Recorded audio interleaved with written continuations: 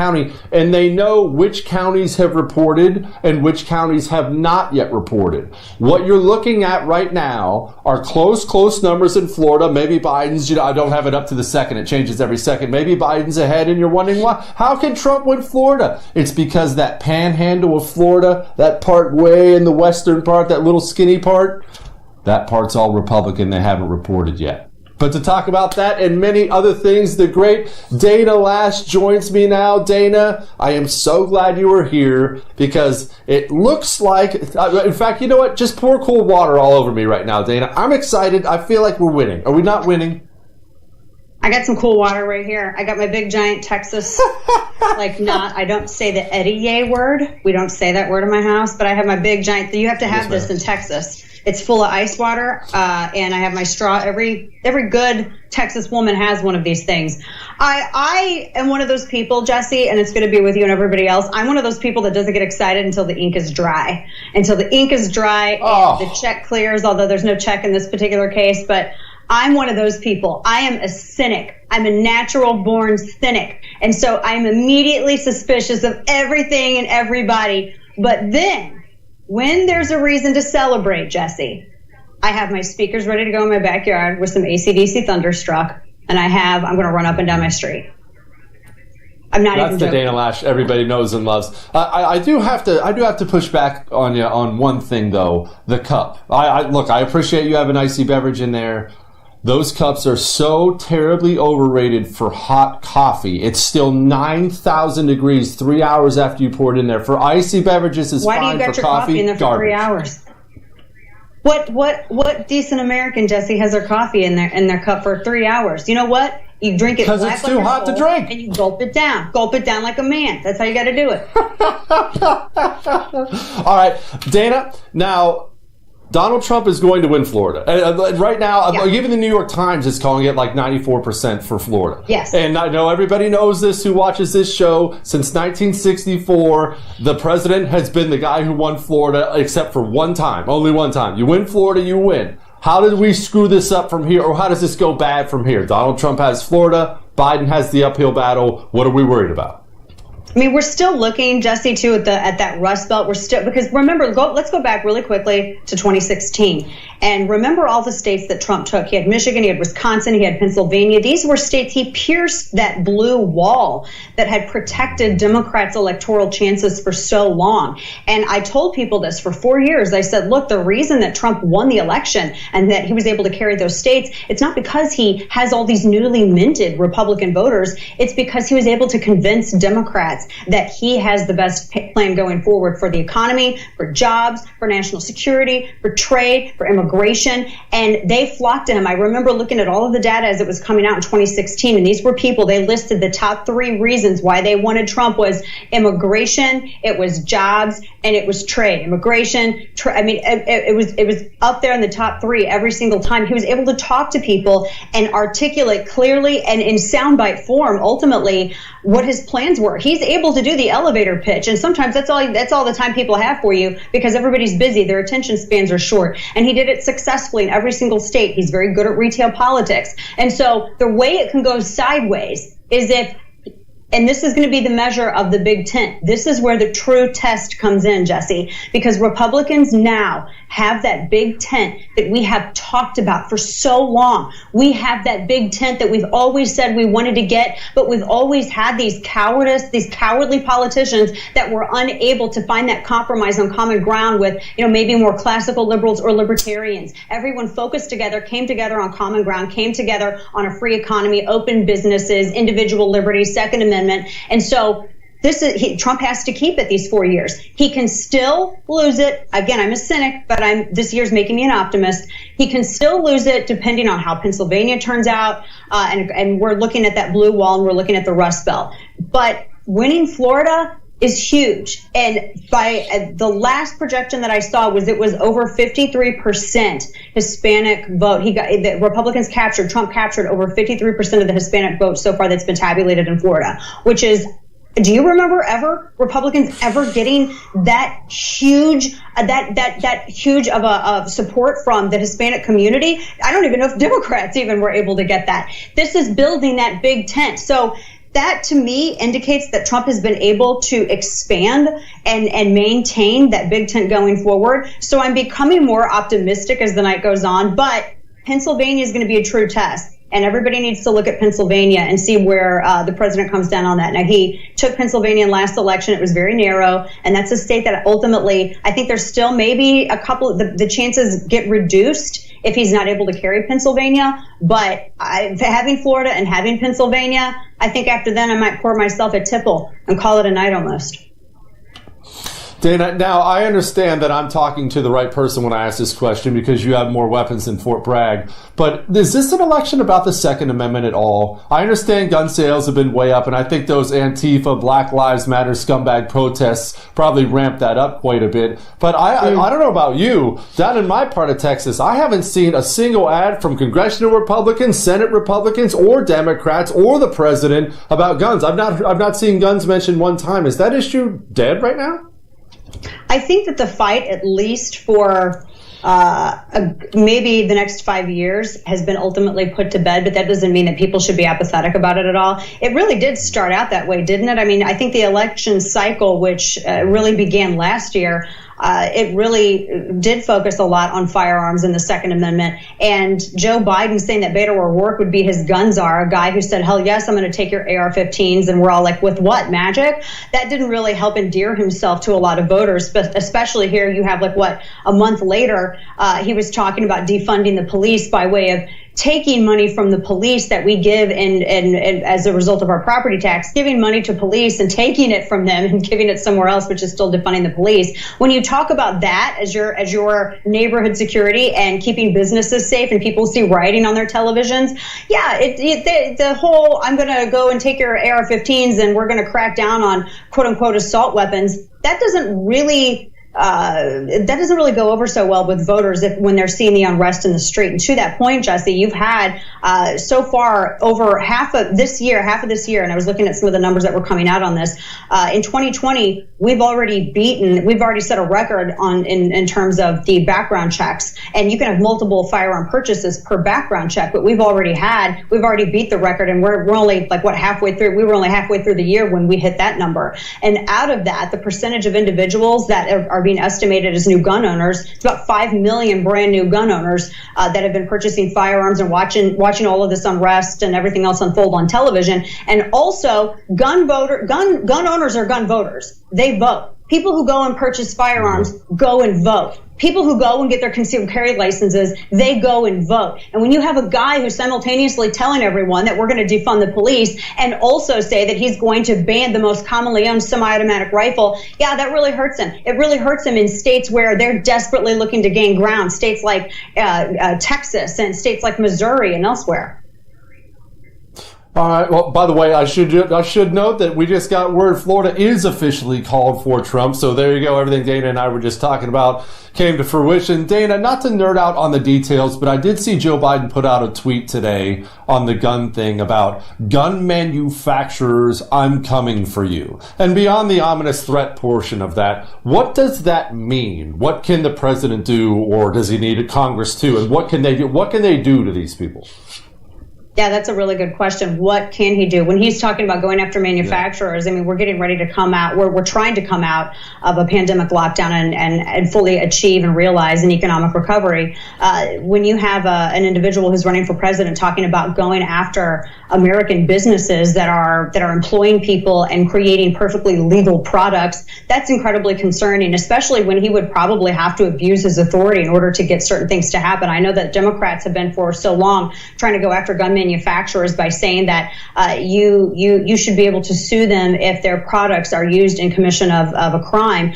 And that's not actually how that whole situation works. You can sue a manufacturer if a firearm is faulty and there's a defect and it is inoperable or it operates in a manner that causes injury to someone, apart from how it was advertised and intended to be used. But other than that, in order to go after businesses because their products are used unknowingly by them in commission of crimes, well, then you're opening a Pandora's box to go after every single business owner in the United States. I mean, we could talk about stabbings, we could talk about vehicular manslaughter, we could have a discussion about strangulation. I mean, that's ultimately, when you get on that slippery slope, it ceases to become a slippery slope and it turns into reality.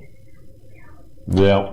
Dana Lash, you are awesome. Hopefully you're tipping back that whiskey here shortly. Thank you, Dana. Good to see you, Jesse. Thank you. All right, we're going to be right back for an all-nighter of election coverage right here on The First. We'll see you in a minute.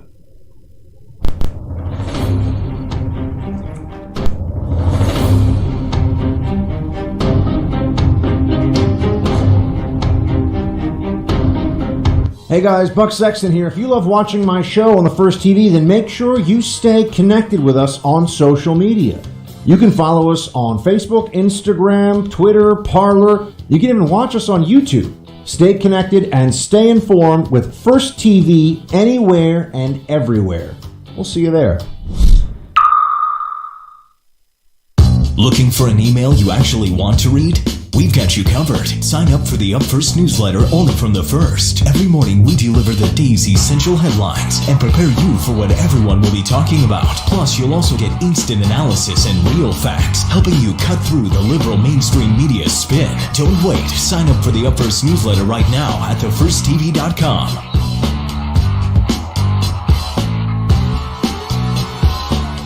A wise man once said you should do something great every single day before you go to sleep at night, and I have great news for you. Now you can. What can you do? Well, you can watch me. Every single night, 9 p.m. Eastern, right here on The First.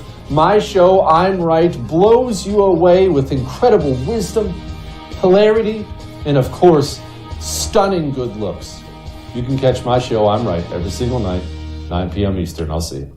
Bill O'Reilly is back on TV and only on The First. Watch Bill O'Reilly's No Spin News every weeknight at 8 p.m. Eastern. Now more than ever, you need real facts without the spin. Tune out the 24-hour news cycle and watch Bill O'Reilly on The First TV. It's a new kind of network with fresh ideas and bold opinions. Start watching the No Spin News and so much more at thefirsttv.com. No cost, no spin, no agenda. Don't miss Bill O'Reilly's No Spin News. Visit thefirsttv.com right now. Don't have the First TV app yet? What are you waiting for? Download it and get instant access to Bill O'Reilly, Dana Lash, Jesse Kelly, Buck Sexton, and Mike Slater on your phone, tablet, or smart TV. The best part, it's absolutely free. Watch your favorite programs live or on demand, anywhere, anytime. Don't wait. Download the First TV app right now on Roku, Amazon Fire, Android, iOS, and Apple TV. Just search the First TV in your favorite app store and start watching today. Stay informed. Stay connected. Download the First TV app right now. It's free. Hold the Line with Buck Sexton premieres tomorrow at 7 p.m. Eastern right here on The First.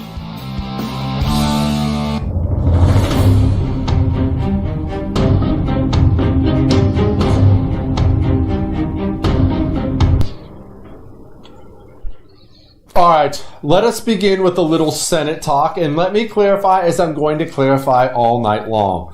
I understand that's not very sexy, is it? I don't want to talk about the Senate.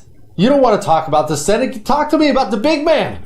But honestly, the Senate might even be more important than the presidency of the United States of America. Having control of the Senate, and not only brings in the judges we talked about in the beginning, it's what stops so many of the insane things that have come out of Nancy Pelosi's House of Representatives this year.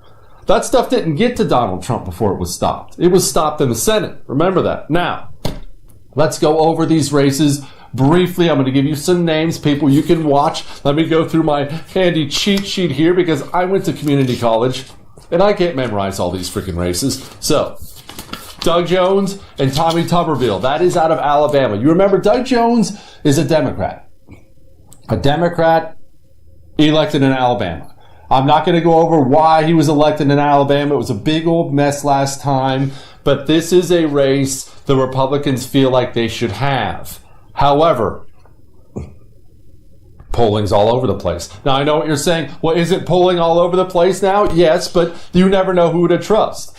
Obviously, we would like Tommy Tuberville over Doug Jones, and we would like to hold a southern firewall out there. We don't need Democrat senators from the South. We have enough whack job senators from elsewhere, but keep your eyes on that. And another reason to keep your eyes on that, and there will be more of these, It's in the East, meaning you're going to know earlier. I know I didn't really go over this earlier, but here's the truth of the matter. I don't know if you've heard, but here in America, only in America, we have time zones.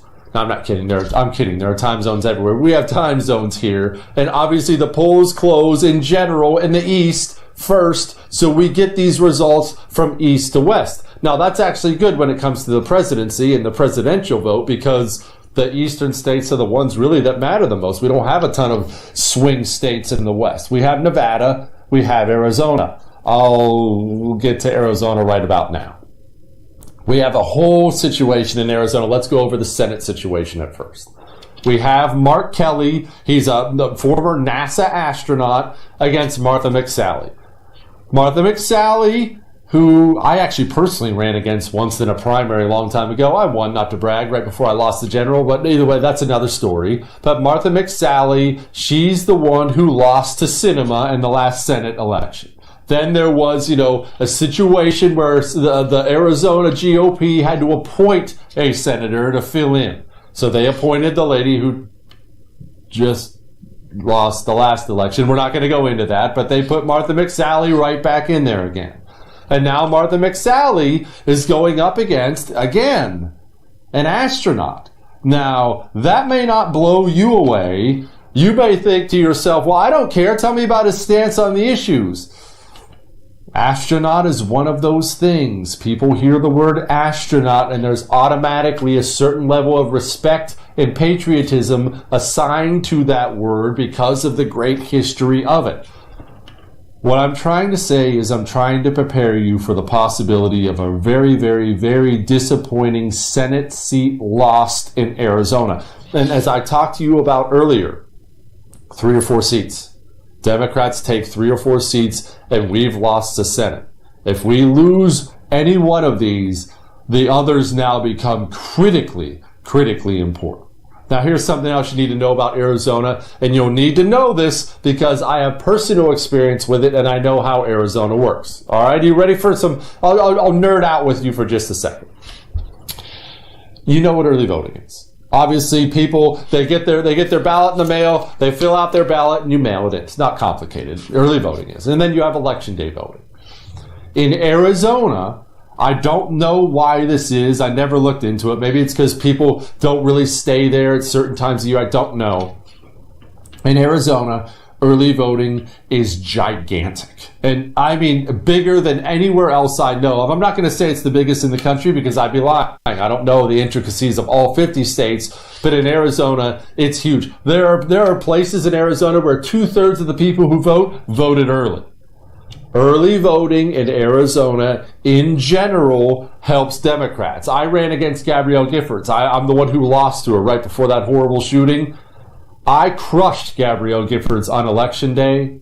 She beat me on early votes and won by 4,000 votes. You can win entire elections there if you win early voting. In general, I wouldn't bring up nerd stuff like that except for this. All this Trump momentum we've seen, especially over the past week or two, it's only been recent, right? Remember I just said past week or two? These people, these early voters, they were voting a lot earlier than that. So in a state that is kind of purple, I think we could officially call Arizona purple now because they have so many California transplants moving there. A state that's kind of purple, we might have a lot of early voting numbers that look really bad. And unlike other places where you'll get this just windfall of early votes right off the bat, and you'll think, wow, okay, but obviously we're going to get all those points back on election day. Not always the case in Arizona. And in many places in Arizona, the early votes, they count them pretty much right away. Right away, oh, wow. Yeah, that's a situation there. Colorado has Republican Cory Gardner against this idiot Hickenlooper. Hickenlooper, if you were paying attention at all in the Democrat primary, he's just an absolute nutball. But I don't have another way to put this. I love Colorado. I grew up mostly in Bozeman, Montana. I love the Rocky Mountains. I was just in Colorado last month. But there are a bunch of crazy people now. There are some individual congressional districts there There are pieces of Colorado that are still wonderful, but the Denver area, places like that, these people are insane. There's a reason there's a big legitimate movement to separate Colorado into multiple different states. Because these people were tired of living together. So I can't believe I'm saying this, but John Hickenlooper could easily win that race. Easily. Georgia. Raphael Warnock versus Kelly Loeffler. I believe her name's Loeffler, maybe Loeffler. I don't know. I went to community college. Georgia is interesting. Now, normally you and I would think, Georgia, it's the South. Georgia has gotten closer and closer and closer over time, meaning it's Atlanta's fault. In general, when something bad is happening in Georgia, you can blame Atlanta. And I'm only half kidding about that. Atlanta has become... every state has one. In Texas, we have Austin here, where it's just this sea of red in Texas, and then Austin is further left than the communist Chinese. That's just the way it is. In Georgia, it's the same thing. The out-of-town, big city liberals move to Atlanta because Atlanta's basically Los Angeles now. It's basically New York City now, only without the gigantic rats. That's Atlanta. So, Georgia, that Georgia Senate race, do not put that in the bank for Republicans. And again, I don't want to belabor this point. 3 or 4 seats. 3 or 4 seats lost in the Senate, and we are in trouble. Watch these Senate races. And remember this. I find this to be very weird because I, in general, just vote straight ticket Republican. If anything, I'll skip a Republican who ticked me off and write in my own name, but I don't vote Democrat. There's a good chance you're watching me right now, you probably vote straight ticket Republican.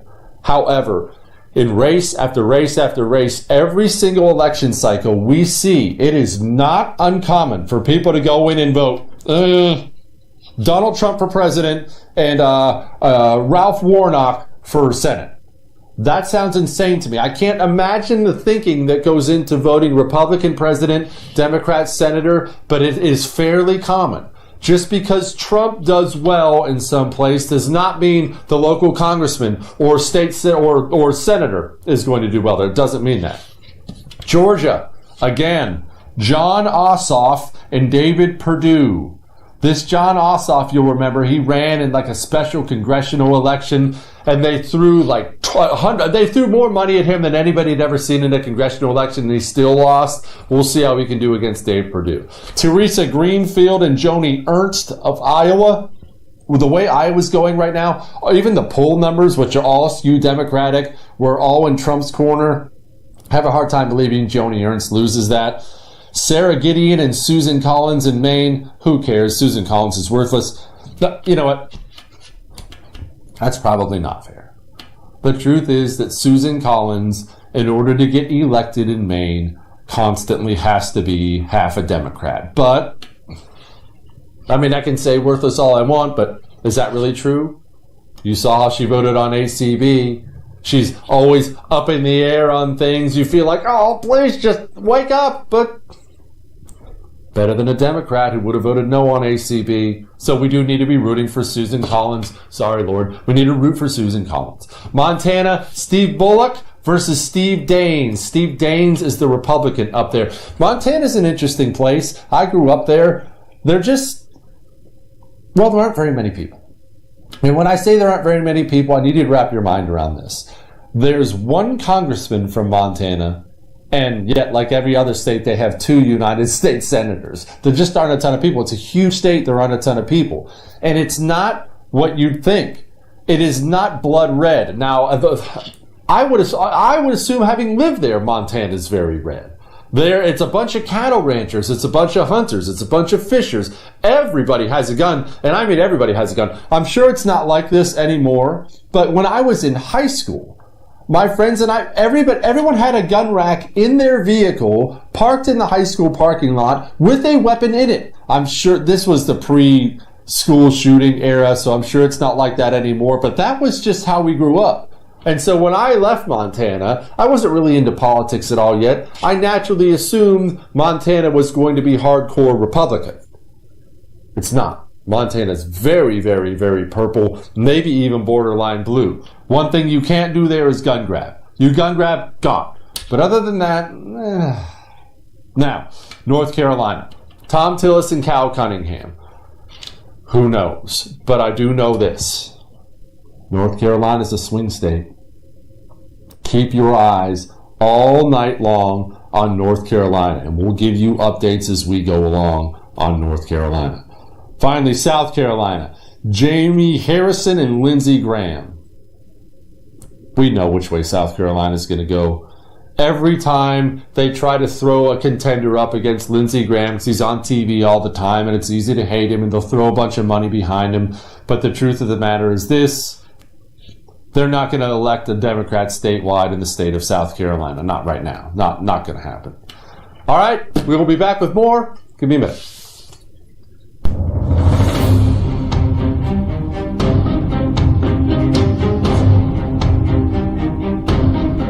Hey guys, Buck Sexton here. If you love watching my show on the First TV, then make sure you stay connected with us on social media. You can follow us on Facebook, Instagram, Twitter, Parler. You can even watch us on YouTube. Stay connected and stay informed with First TV anywhere and everywhere. We'll see you there.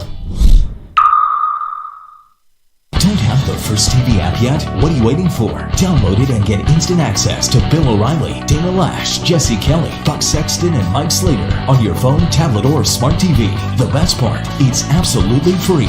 Watch your favorite programs live or on demand, anywhere, anytime. Don't wait. Download the First TV app right now on Roku, Amazon Fire, Android, iOS, and Apple TV. Just search the First TV in your favorite app store and start watching today. Stay informed. Stay connected. Download the First TV app right now. It's free. A wise man once said you should do something great every single day before you go to sleep at night, and I have great news for you. Now you can. What can you do? Well, you can watch me. Every single night, 9 p.m. Eastern, right here on The First. My show, I'm Right, blows you away with incredible wisdom, hilarity, and of course, stunning good looks. You can catch my show, I'm Right, every single night, 9 p.m. Eastern. I'll see you. Looking for an email you actually want to read? We've got you covered. Sign up for the Up First newsletter only from The First. Every morning we deliver the day's essential headlines and prepare you for what everyone will be talking about. Plus, you'll also get instant analysis and real facts, helping you cut through the liberal mainstream media spin. Don't wait. Sign up for the Up First newsletter right now at thefirsttv.com.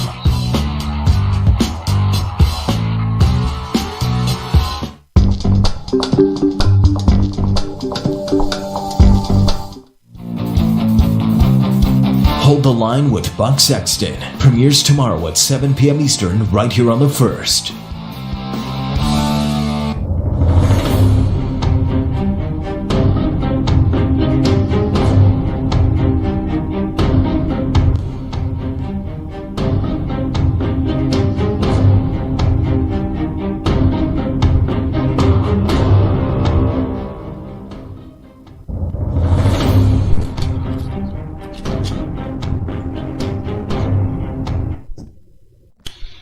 Welcome back to special election coverage right here on The First. Now, I have a fancy graphic for you to put up on TV. This is showing you the polls that are closing in a half an hour. Now, there's a lot of them. Hang on here. Let me read them for you if you just prefer to listen to the sultry sounds of my voice. Alabama, Connecticut, Delaware, Florida, Illinois, Maine, Maryland, Massachusetts, Mississippi, Missouri, New Hampshire, New Jersey, Oklahoma, Pennsylvania, Rhode Island, Tennessee, and Washington, D.C. The only ones of those you really need to concern yourself with are Florida, New Hampshire, and Pennsylvania. But those are really important ones to concern yourself with. Also, it should be noted, my watch tells me it's just about 7:35 Central Time. That's the best time zone. That means it's 8:35 Eastern Time. That means North Carolina and Ohio, it's all over but the crying. They just have to count them up. In case you're wondering, there is one poll closure at 8:30. That is Arkansas, and there are a bunch of them at 9 o'clock that I will get to as soon as I can. But let us go to the great Buck Sexton, who will now be co-hosting with me for the rest of the night. I have been carrying this show on my shoulders, My back hurts, but I mean, let me tell you what, Buck. I think we can safely assume that's going to be the best half hour of TV all night here on the First. I think that's no question, Jesse. Great to be joining you here from New York City, where we are preparing for the zombie apocalypse, also known as a Biden loss, and then the rioting that will ensue. And that's in New York, which is pretty funny, isn't it? I mean, how many Republicans are there even here? I think we're out registered about 8-1. I voted today. I got to tell you, didn't feel like a lot of Trump support in the room today with me in Hell's Kitchen in Manhattan.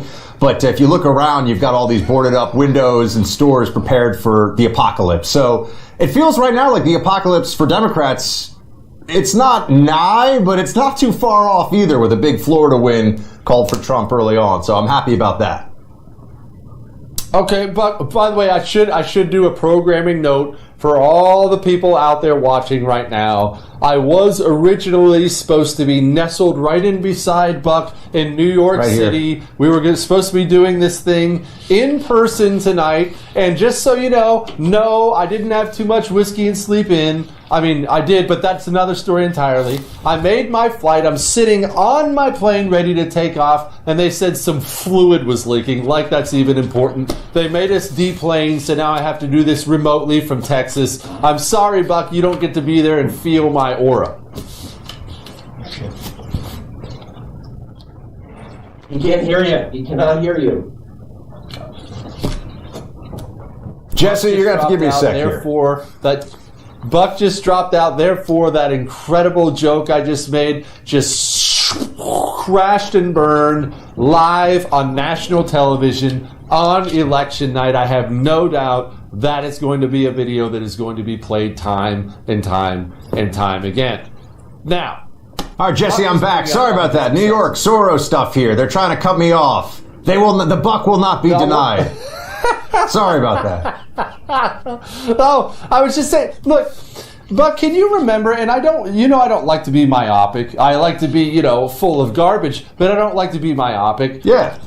Were businesses boarded up in any election you remember in this country? Nope. At least none I was alive for, right? Or have they been? And I just missed it. No, it looks like they're getting ready for a hurricane, and I'm being completely serious. But only fancy high-end businesses, the kind of places where, let's say, you were to break in a spree of searching for justice, that you'd be able to quickly sell that stuff on eBay for a whole lot of money. Those are the stores that are boarding up, and also some CVS's, drugstores, things like that. But I mean, today on my block, the T-Mobile that was broken into, or maybe it was Verizon, one of those wireless cell phone stores, that was broken into on June 2nd, the night of the purge in New York City, where there was mass looting all throughout Midtown. They've boarded up again, and I feel like at this point they might as well put sandbags and pillboxes outside just in case, the German army rolls through, because that's what it looks like.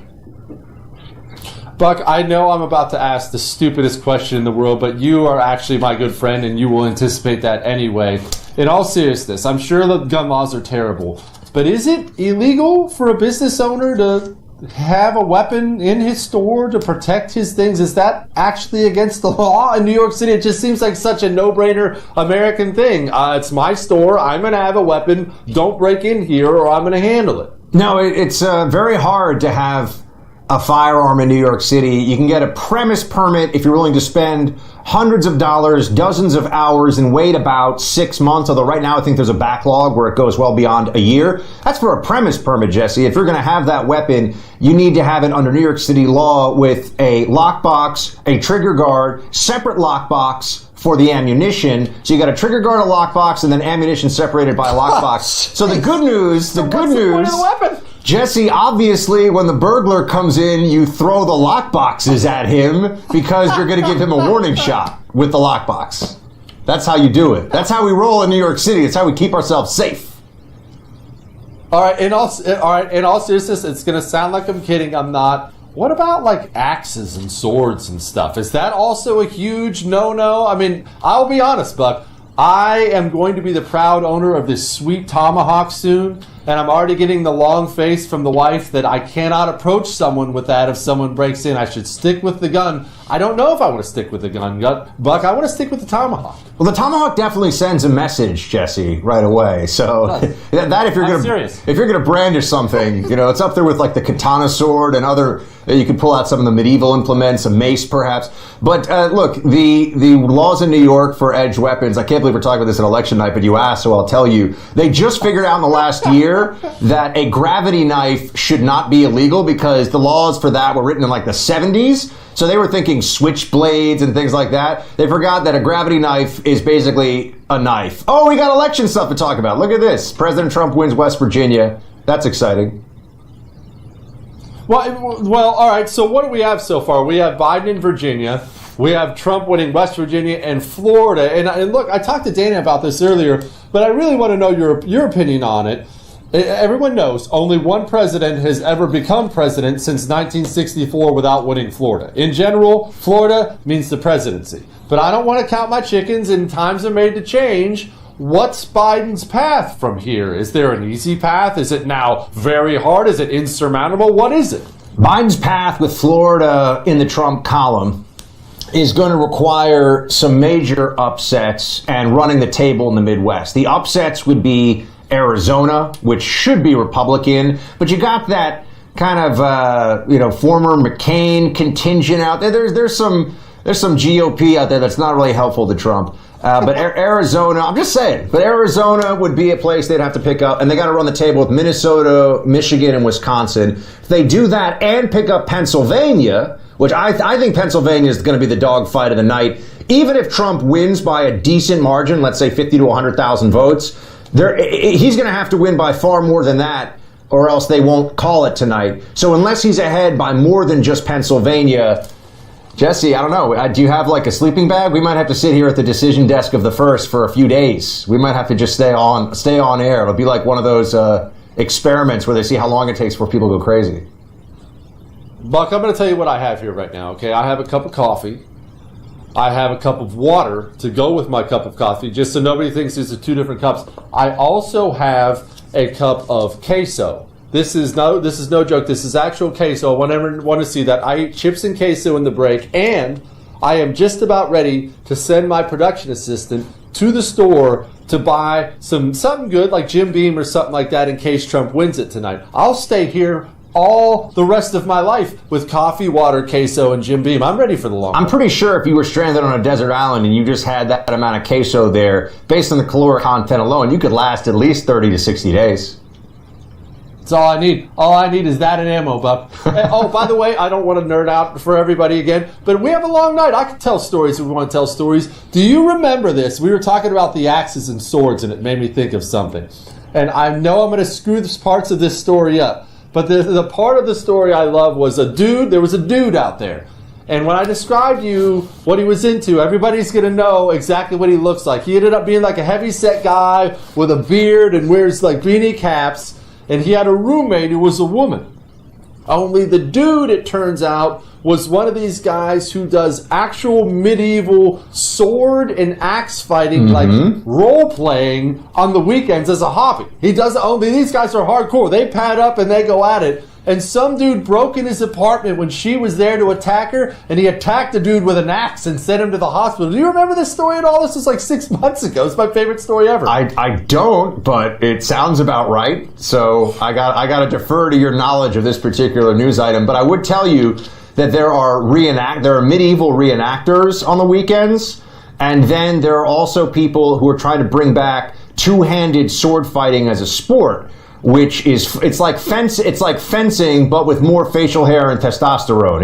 It's a bit bigger, more intense. All right, this has been some high-level discussion. We are going to go to break, and we're going to find that story.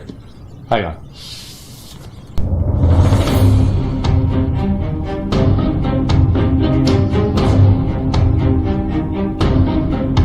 Hey, let me tell you a secret, a shave secret. You don't need all the butters, creams, gels, and fancy products that crowd your bathroom and break your wallet. You need one product, one small bottle. It's called Shave Secret. It's a blend of natural oils that leaves your skin feeling smooth, smelling great, and looking better. No more razor burn, no more overpriced nonsense butters, creams, and blades. All it takes is a few drops of Shave Secret into a wet palm, massage into your skin, and have the best shave of your life. Trust me when I tell you, this is quality at its finest. I use Shave Secret, and I love it. Shave Secret works great for women, too. The best part, each bottle is less than $7. So improve your skin, smell great, save money, enjoy shaving. What else do you want to hear? Please order Shave Secret today. Available through Amazon, Walmart, shavesecret.com. And if you order directly, use discount code BILL. Shavesecret.com, discount code BILL.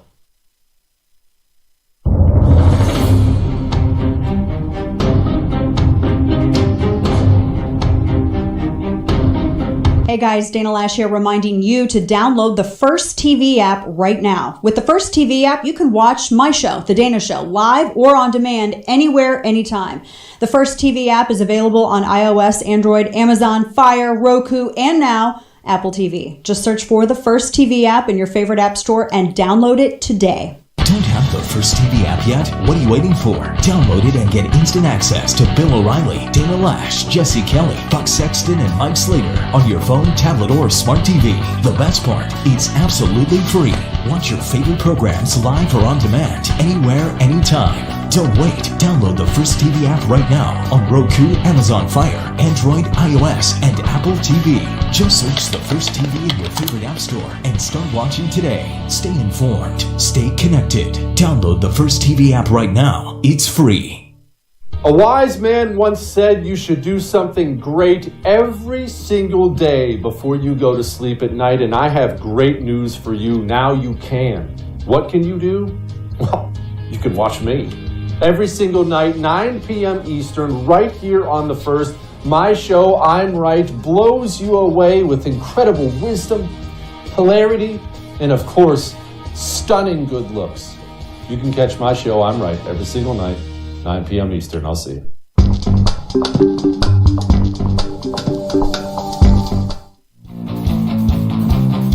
Hold the Line with Buck Sexton premieres tomorrow at 7 p.m. Eastern right here on The First.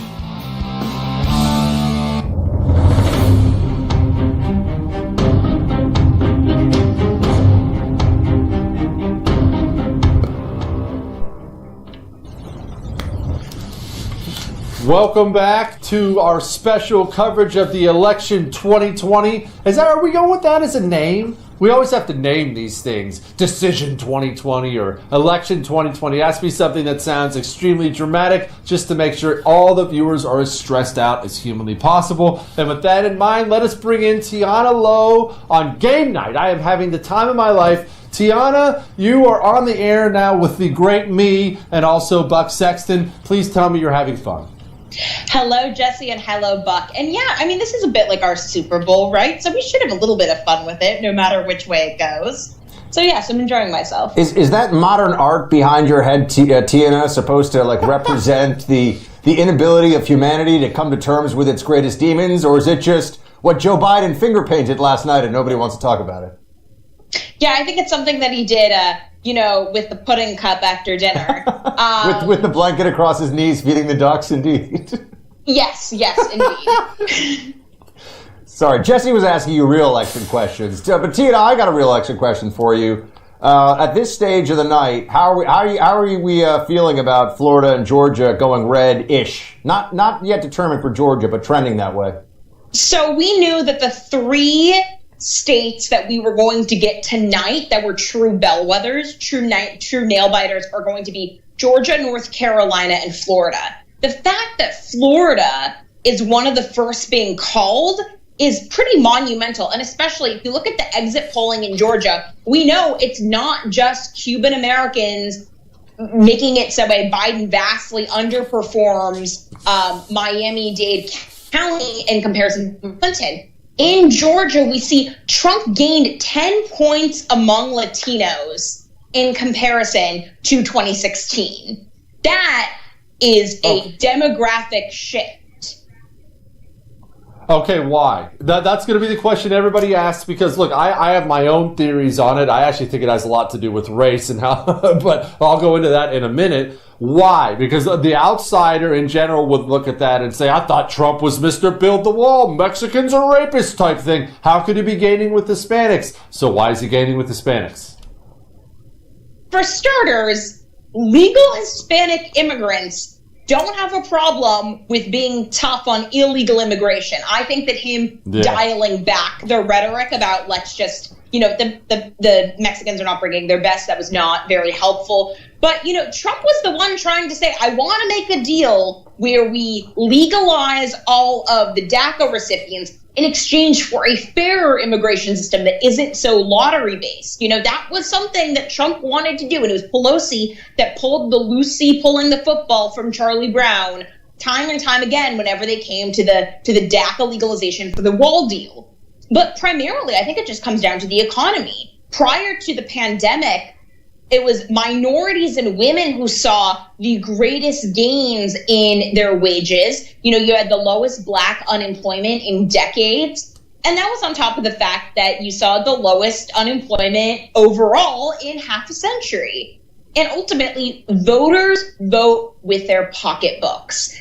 And it's not that minority voters have the privilege overwhelmingly of voting to virtue signal or to vice signal. And at the end of the day, Trump was the better president for Latinos. And that's what we're seeing right now in these exit polls. It's all the woke white women who are swinging to Biden who may wind up saving him. It is not minorities. It's also, I would guess, Tina, a pretty safe bet that folks who live in southern Florida who either themselves or have, they came to this country fleeing socialism in Cuba, or they have family members who did, same thing in Venezuela. All this talk about socialism, despite what AOC says about radicalizing millennials, if somebody or if their parents fled Cuba to get here and they're living in Miami-Dade and all of a sudden one political party is talking about putting people in charge to redistribute all the wealth and the Marxist utopia we're going to have, I can imagine that would motivate them to go to the polls.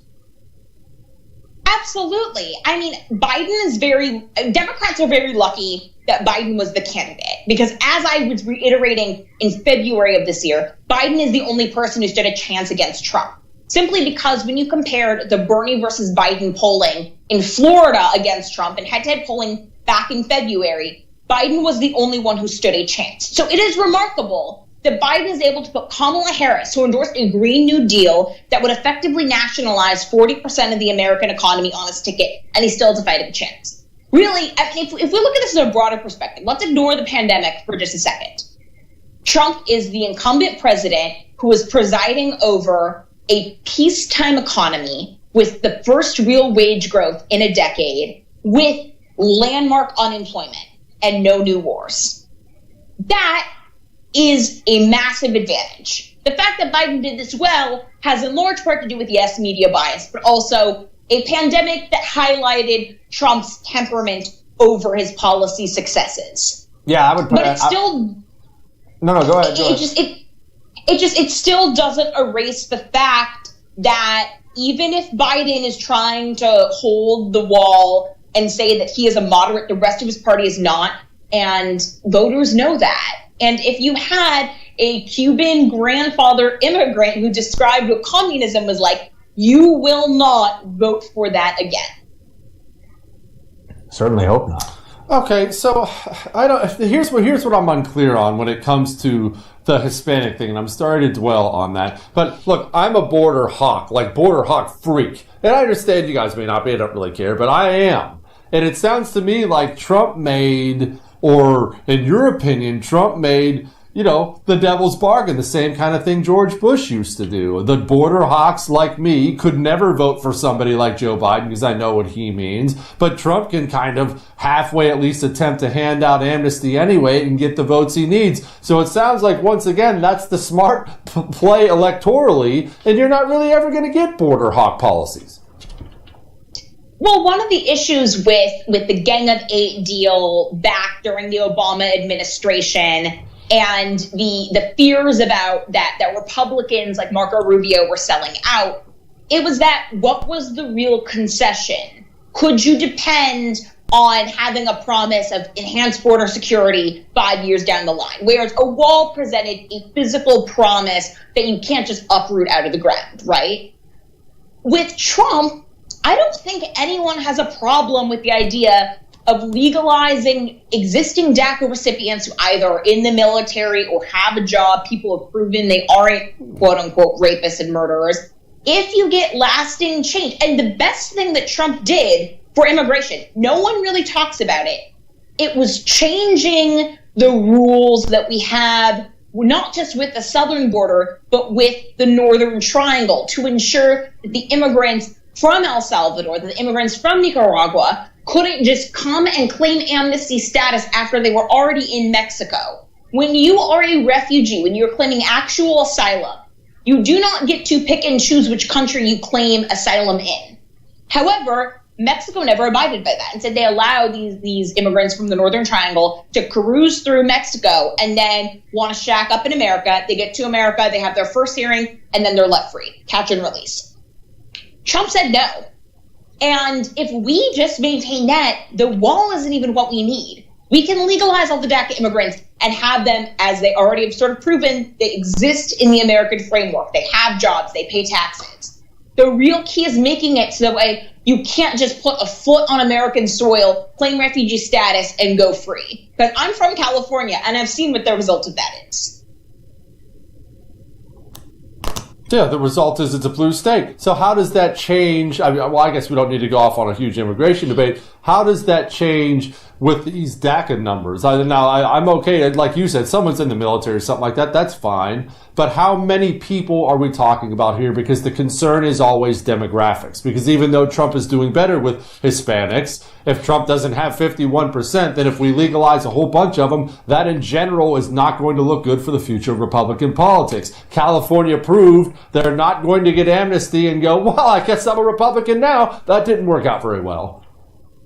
So the key is making sure that you have the right incentive structure. The problem and the thing that Trump was right to hold the line on was not making it so that way you could say, oh, we'll legalize this round of 3 million. And then in a decade from now, we'll legalize the next round of 3 million, all just in the hopes that the concessions you get are crumbs. So Trump did a good job in ensuring that we didn't just hand the bill over to Nancy Pelosi and she got to write what we got in return. Yeah. The key there is to, first of all, the whole Hispanic voter bloc is vastly misunderstood. We're seeing this just tonight. But also, if you look at, for instance, the rates of Hispanics that are pro-life, Hispanics tend to be much more Catholic than the average American. They tend to be much more pro-life than the average American. This is something that comes up very frequently whenever people talk about, oh, if we just make D.C. and Puerto Rico a state, we'll get 4 Democratic senators. Yeah, you'll get 2 from D.C. You will not necessarily get 2 Democratic senators from Puerto Rico. A lot of these Latino cultures are way up, but the governor of Puerto Rico is a Republican. Yeah. The one state, so it's not a state representative, it's like a state delegate in Congress, is a Republican. The two because culturally, these are demographics, they will not abide to woke culture. They do not, where we see wokeness among Latinos tend to be among urban elites who have all been socialized into the university system. So they do tend to like big government a whole lot. I mean, Puerto Rico, a third of the island is on Medicaid. So, I mean, the big government side of it, the Democrat Party, is where you're going to have a big problem with legalizing the... Jesse, how many do you think it is? The number I know officially is, I think, 11.7 million now, which Border Patrol, when I asked them on multiple trips to the border, says is laughably low. More like 15 to 20 million is the expectation that they have there being an actual all-out amnesty. DACA might be smaller. DAPA was supposed to be in addition to DACA. Remember the parents? That was the Obama administration's plan. That got to 5 million. And just remember that when Reagan gave an amnesty back in the 80s, I think it was 86, they were still challenging people who claimed they should have been covered under that amnesty into the 2000s. We're still going to court saying, I'm covered under the Reagan amnesty. So I worry a little bit about it. But remember the last time around we were told when Romney lost in 2012 that it was all because the Republican Party hadn't courted the Hispanic vote effectively and could never win again until they did. And then Trump won in 2016. So once again, the prognostications seem to change over time. Are you thinking, Tiana, this is going to be a game changer in, say, any of the states that are going to be decided later on tonight out west? absolutely. So this election, so long as seemingly safe-ish states like Georgia, North Carolina, those don't get thrown, this election has always come down to two states, Pennsylvania and Arizona. Pennsylvania, I'm not sure. But if we are now talking about Latinos saving Trump in Florida, the numbers in Arizona could be quite similar. You know, Arizona is a bit more of a dire situation. You have McSally, who's not exactly helping Trump on the ballot. But Latinos are a very sizable voting bloc. And if we're seeing, you know, Trump outperforming himself in 2016 by the double digits in Ohio, Georgia, and Florida, then that spells safety for him in Arizona in comparison to what I think everyone thought this morning. And if he wins Arizona and if he wins Pennsylvania, it's game over. And President Trump is a two-term president. Tiana, hello, everybody. We will be back with more election coverage 2020. We have Bill O'Reilly coming up next. Hang on. Mm-hmm.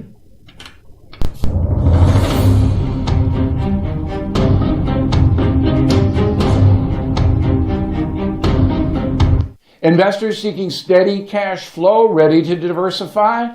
Have you considered a proven real estate investment fund? NRIA has grown to be one of the nation's leading specialists and offers 10% annualized monthly payouts with bonuses targeted at 18 to 21%. That's right, you could receive steady 10% monthly payments with bonuses. As their slogan says, they specialize in realty investing done right. You can even use your 401k or IRA to invest. NRIA's 15-year track record and $1.2 billion in new construction development backs you. So, learn how you can invest in this hard asset real estate cash flow fund today and receive 10% annualized monthly payouts with bonuses. This is something savvy investors should research and consider. Please call now, 201-210-2727, 201-210-2727, or visit nria.net. An offer to buy or sell any security is made by our private placement memorandum. Read it first. Past performance is no guarantee of future results. Results are annualized. National is a real estate development firm. See us at nria.net.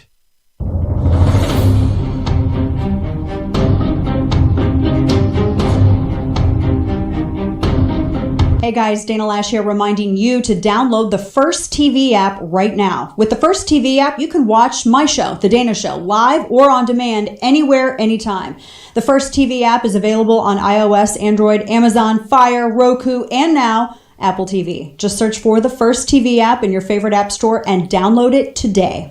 Don't have the First TV app yet? What are you waiting for? Download it and get instant access to Bill O'Reilly, Dana Lash, Jesse Kelly, Buck Sexton, and Mike Slater on your phone, tablet, or smart TV. The best part, it's absolutely free. Watch your favorite programs live or on demand, anywhere, anytime. Don't wait. Download the First TV app right now on Roku, Amazon Fire, Android, iOS, and Apple TV. Just search the First TV in your favorite app store and start watching today. Stay informed. Stay connected. Download the First TV app right now. It's free. A wise man once said you should do something great every single day before you go to sleep at night, and I have great news for you. Now you can. What can you do? Well, you can watch me. Every single night, 9 p.m. Eastern, right here on The First. My show, I'm Right, blows you away with incredible wisdom, hilarity, and of course, stunning good looks. You can catch my show, I'm Right, every single night, 9 p.m. Eastern. I'll see you.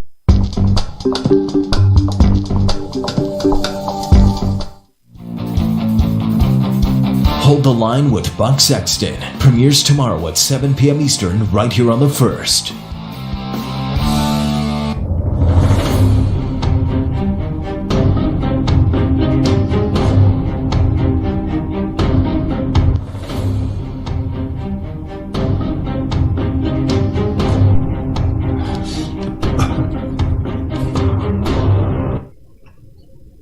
I lied. I'm a huge liar.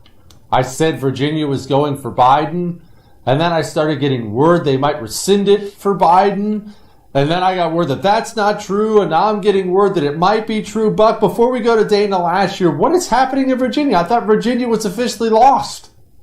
I mean, I lived in D.C. would and be able D.C. to feels flip like an appendage Texas. It's just of such a Northern Virginia, or Republican maybe state, but Northern the Virginia's turnout is quite appendage of remarkable, DC. given that, in my fact, the Republican expectations governor, that that's a place that Abbott, we made wouldn't it even be difficult, talking about very tonight. difficult It's really for people just flipped. to It's vote solid in blue that now. state. Let's bring in CBS's Omar Villafranca. He joins us well, now from while Richardson, everybody's Texas. busy That being is happy a about suburb of Virginia, Dallas. And Omar, I know or you at were least out with the being happy, voters maybe today. we're gonna overperform Long lines as there. well today. Texas, as of right now, there's a lot They were, to but go. they were Don't moving freak along. out, And keep in everybody. mind, you had more than 9 Texas is looking million awfully people blue vote early. at this Just point under in time. 17 Now, million I'm in registered Texas. voters here in I've been Texas. hearing this 9 for a million long of time. them Texas is voted gonna early. go blue. So many 5.6 Californians, Latino Texas is voters, gonna go 5.6 blue. million And I'll be Latino honest, voters. I've An always been interesting pretty note, dismissive since of it. You don't think 2016, that's tonight. You tell me you don't think 1.8 that's million tonight. new No, voters and it in would the be state really of Texas. And I upsetting heard you guys because talking about Beto Harris O'Rourke County. himself Harris, was Dallas, out there Travis, stumping, saying Bear. that Texas was Those gonna flip traditionally blue. And go if that guy blue. turns out to But be keep the in prophet mind, of GOP doom, 254 it'll be the one counties chapter of this here story in that Texas. nobody El saw Paso coming, over there and then I think is in the we mountain just don't time deserve. zone, That's so too they're much to just bear. closing the polls So right if now. Texas flips But blue, people my are friend, watching we're the going to tell them they have suburbs. to Are be you their own guys talking about country again. suburban We're women? cutting them off from the What rest are of the they union. doing out there? Because Well, what's I'm the here point? in Collin County. Now, keep in All mind, right, joining Mitt us Romney now, give us won some Collin quick County by updates and some wisdom. 32 Dana, points. last When the really president quickly. ran in Dana, 2016, Dana, I'm looking- he won by 16 points. But in the midterm election, heated race between Ted Cruz and Beto O'Rourke, Cruz only won by 6 points. That raised a few eyebrows. So now people are watching to see what's going to happen and if Texas will become a battleground state. Maybe in 2024, if that's the case. Ed, get ready for a barbecue. It is every political reporter's dream come true to have to cover politics in Lone Star. And of course, we know that Texas is really the mother lode of electoral votes, 38 electoral votes. And just to update you on Collin County, which is in my head, President Trump won it. Candidate Trump won it by 17 points. He's only winning it by 2 points right now, with 95% of the vote in Collin County. Those are those shrinking margins as Biden has been able to cut into the lead with those independents, with those college-educated white women. That is the shrinking of the margin that Trump had in the previous election. And Nora, just to pick up on a point you made about how tough it has been made to vote in Texas, it's one of the few states where you need an excuse to vote absentee. Being afraid of getting COVID was not enough. Yes, that's right. And he limited the number of ballot boxes per county to one ballot box per county. Harris County covers all of the Houston area. So for 5 million people, there was one drop-off ballot box. Janet Shamlian did an incredible story on the CBS Evening News about that people were driving 30 and 40 miles. That Harris County is bigger than the state of Rhode Island. So people were driving that far just to drop off their ballot. It's a reminder, though, this election, we talked about how much matters. We've seen people say, my vote is one of the most important things I can do. I can control that, and I want my voice to be heard. And that's one of the messages of tonight. Whatever happens, the people have turned out and have worked very hard to vote in a way they haven't maybe in any of our lifetimes. One of the things we should point out at 9 p.m. Eastern, 6 in the West, the fact that so many states remain white right now. That is not, normal year, non-pandemic year, you'd see a few more of those states Meaning up on the board. toss-ups. They're toss-ups, that's Yes. right. They haven't been called. That's partly because we're looking at a more competitive horse race between the president and the former vice president, but also because the pandemic is making it harder to count ballots in a lot of these states, or at least it's slowing the process a bit. But the fact that several of those states along the East Coast and now in the Midwest, the fact that they can't be called yet is a reminder of that. Yeah, we talk about the changing America. We want to bring in CBS News contributor Maria Elena Salinas because Maria Elena, Texas, it's got a huge Latino population. That's right, Nora. Almost 1 in 3 voters in Texas is Latino, 5.6 million in all. But turnout in this group has usually been very low. Only 40% of Latinos voted in Texas in 2016. But that's not the case this year. There's 2 million Latinos that voted early in Texas, driven mostly by young and first-time voters. That's a 25% increase from 2016. And that's just the early voting. 60% of them are supporting Biden. So, what's bringing them out? Well, President Trump is a lightning rod for many in Texas. They're particularly turned off by the president's anti-immigrant rhetoric. and his policies like family separations and limits on legal immigration. There's also that mass shooting targeted Mexicans at the Walmart in El Paso where 23 people were killed. And then there's the coronavirus, like Margaret mentioned, which is decimating border cities like El Paso and Rio Grande Valley.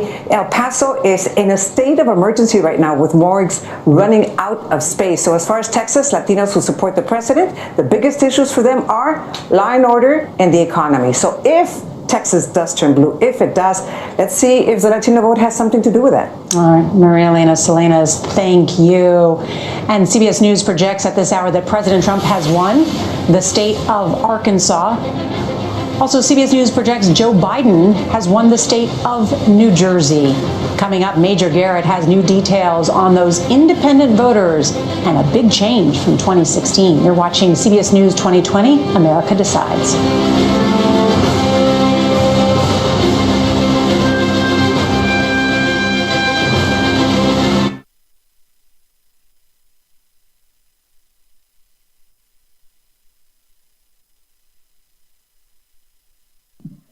I'm just going to quickly play an interesting video. I think folks would be okay with that. It basically talks about what would happen if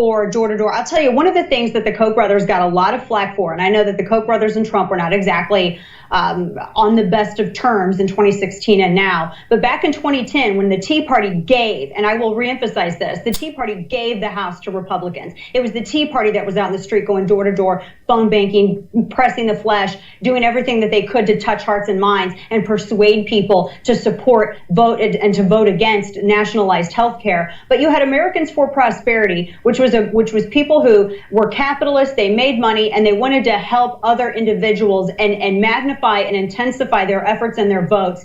And they actually did some really, really good things. And it wasn't even to the extent that you see some of the Soros and the Tides and that foundation and the Act Blue and all of these other Democrat organizations and PACs that pop up. But I will say that for some reason, and I understand that Republicans are smarter with their money than Democrats are, and Democrats seem to think that it's incredibly easy to ask people for their money and all of that. But Republicans need to start spending their money in smarter places when it comes to campaigns and elections, and when it comes to the cultural battle. As we've always said, and as a dear friend of mine has said before, politics is downstream from culture, and so by the time it blows up in culture, it's only a matter of time before it becomes something policy-wise or introduced legislatively. And so people need to think about this when they're spending their dollars. I mean, for crying out loud, Jesse and Buck, you guys, we've all been talking about big tech, and we've been talking about Twitter and Facebook and the suppression and the in-kind contribution that their actions are essentially contributing to Democrat campaigns like Joe Biden's. But we don't spend enough time talking about, well, let's look at some alternatives, or what is the next phase of this, and how can we make that to where it's fairer and maybe not entirely one side funded by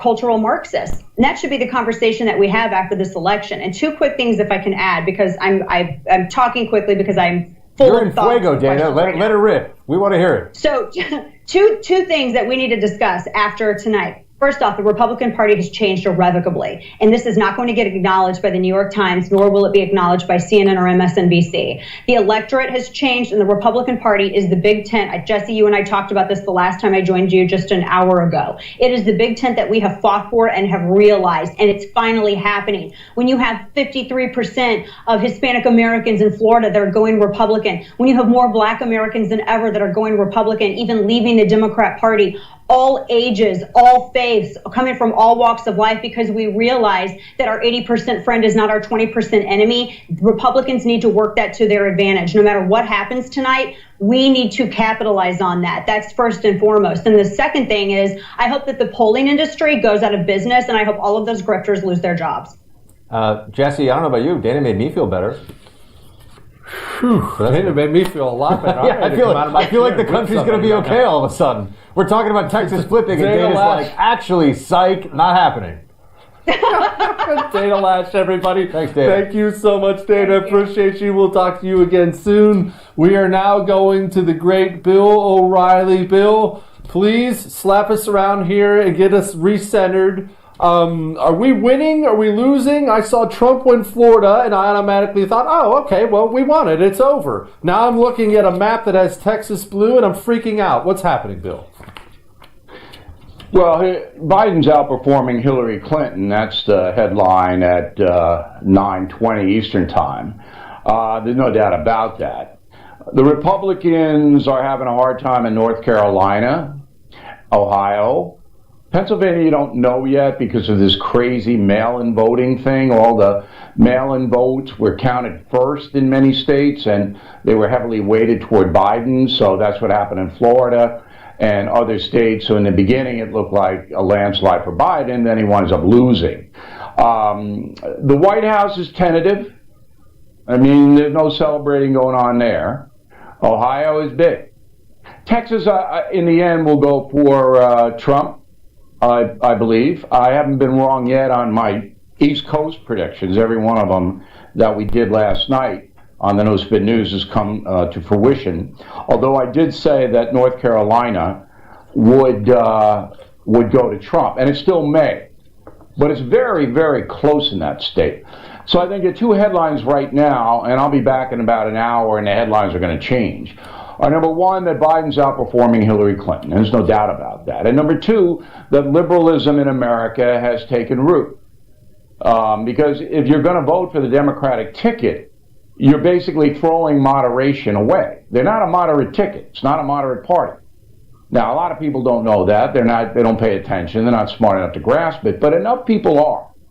And so they're basically saying, yeah, COVID, and that's the obvious thing that's changed everything this time around. If there were no COVID, Trump would have easily defeated Joe Biden just on economics. But there is COVID. And a lot of people, particularly women, are scared of COVID, and they don't much like Trump anyway. Bill, is there one state? Bill, is there one state you're looking at that if it were to go, clearly it wouldn't be the decider in the sense that he'd be at the 270 that Trump would need to win, but that you feel like that would? What do you view as the tipping point that's still out there right now? Is it Pennsylvania? Is it Ohio? Well, Pennsylvania, let's put off because both candidates need that. But if the president loses North Carolina and or Ohio, it's over. We can all go to bed. Because those are the folks. And so the folks in Michigan and Wisconsin aren't any different than the folks in Ohio. North Carolina, a little bit of cultural difference. It's in the South, but not much. And so if Donald Trump loses Ohio with a Republican governor, a Republican establishment, and a pretty good margin of victory last time around, if he loses that state, I can't see how he's going to win Michigan, Wisconsin, and they were hoping for an upset in Minnesota, which I don't think is going to happen. So North Carolina and Ohio, their counts are well underway. Pennsylvania's coming up behind it. Pennsylvania, the western part of that state will be counted last, and I think they're going to go for Trump. So I'm more concerned right now if you're a Republican, and I did tell everybody I was voting for the Trump ticket because I believe that the Biden ticket's going to hurt every single American in this country. And sometimes people have to learn the hard way. Do you think some pollsters wins, we're all going to learn the hard way? Do you think some pollsters, Bill, are going to have something to answer for here? Not with the most recent, the Titan polls of the last few days, but there was some stuff. I mean, I think last week Biden was up 17 points in Wisconsin. No one really thinks. Do you think that this is a moment of change in perception about whether in these kinds of contests people aren't using polling earlier in the process to try to shape perception? I mean, not to do voter suppression per se, but perception management. Well, I said on the No Spin News that if the polls are that off, that watchdog groups should sue the polling companies for fraud. So the New York Times today said that Biden had a 90% chance of winning Florida. 90%. This is the New York Times today. And, you're going, all right, well, look, we know you don't care about the truth. You don't care about facts. You just are in business to promote progressive causes. You have to know that. But to that kind of a level, It's embarrassing. But I think if Biden wins, the pollsters are going to get away with it again. They got away with it 4 years ago. I think most of them are going to get away with it again.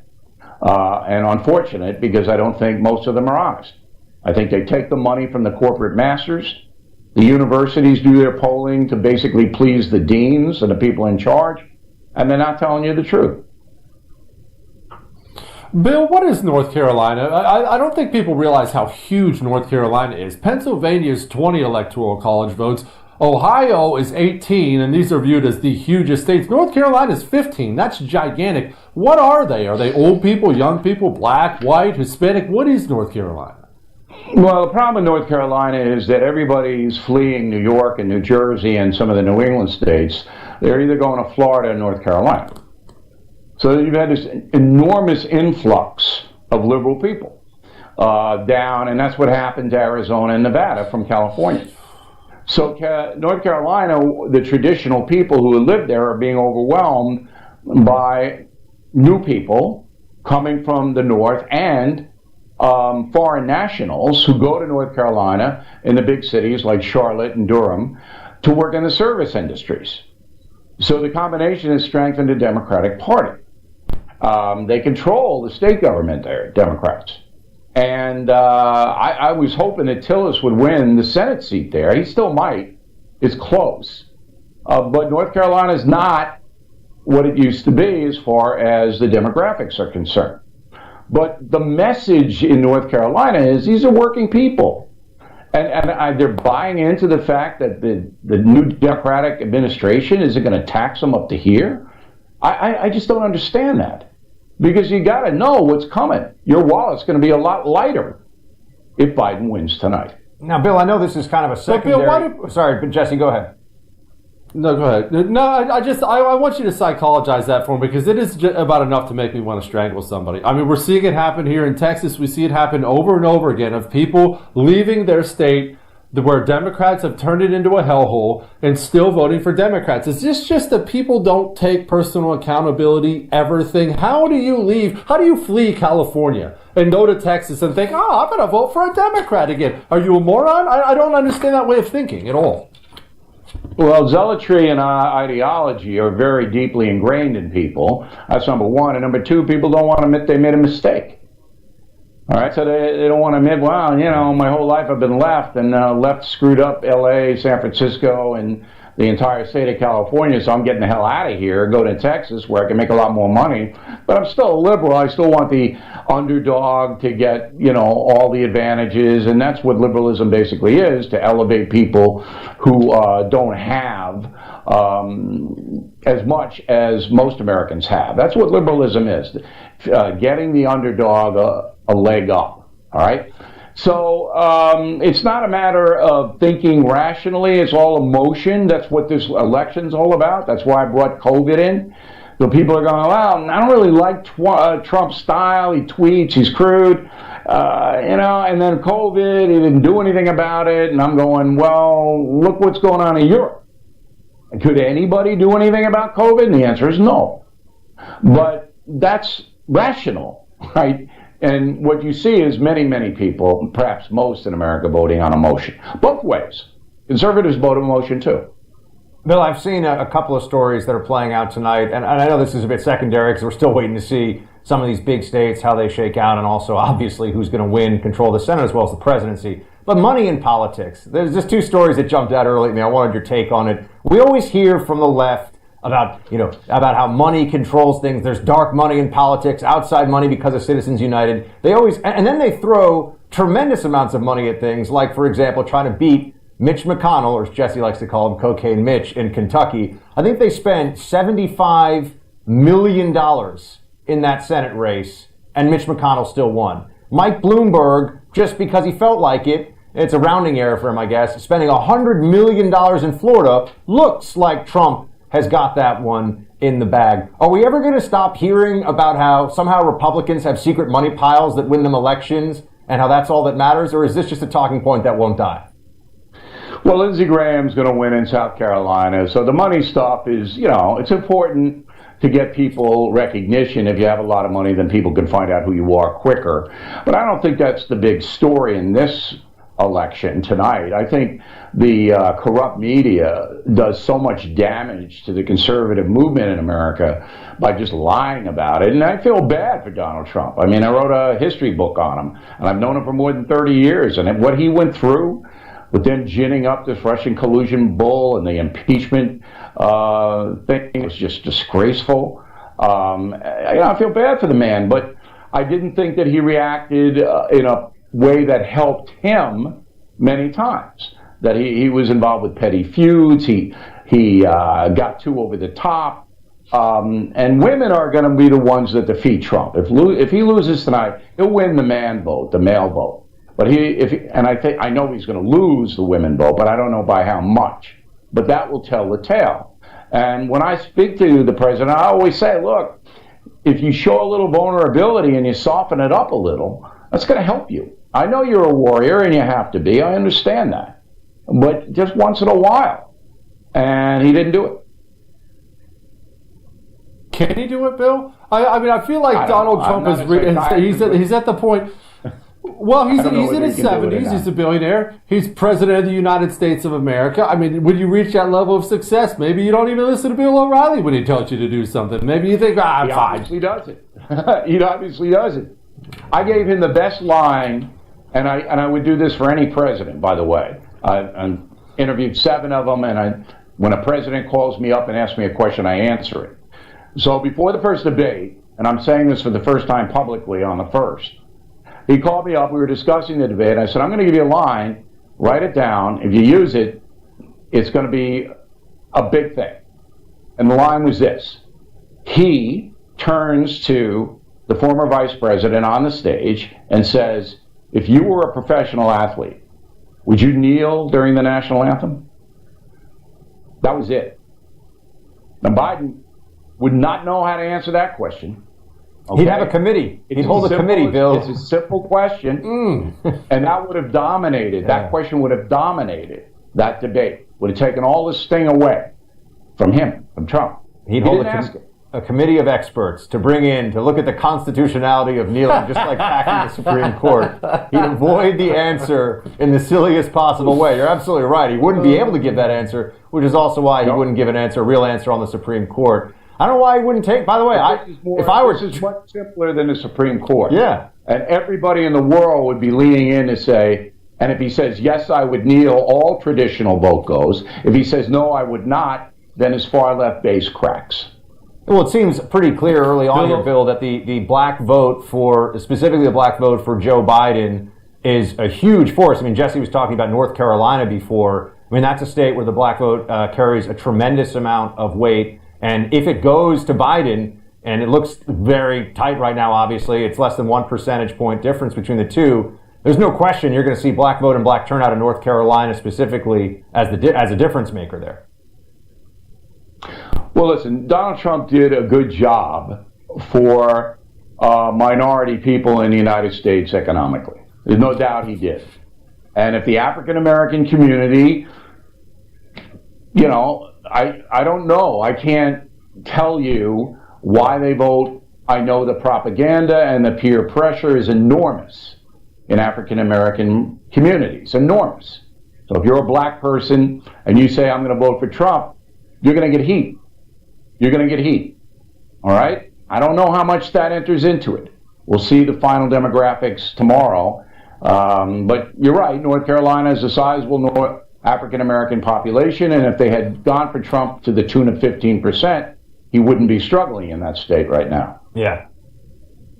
Bill O'Reilly, everybody. He will be back to join us again in about an hour. Thank you, Bill. Appreciate you very much. Thanks, Bill. All right. We're taking a break. Be right back.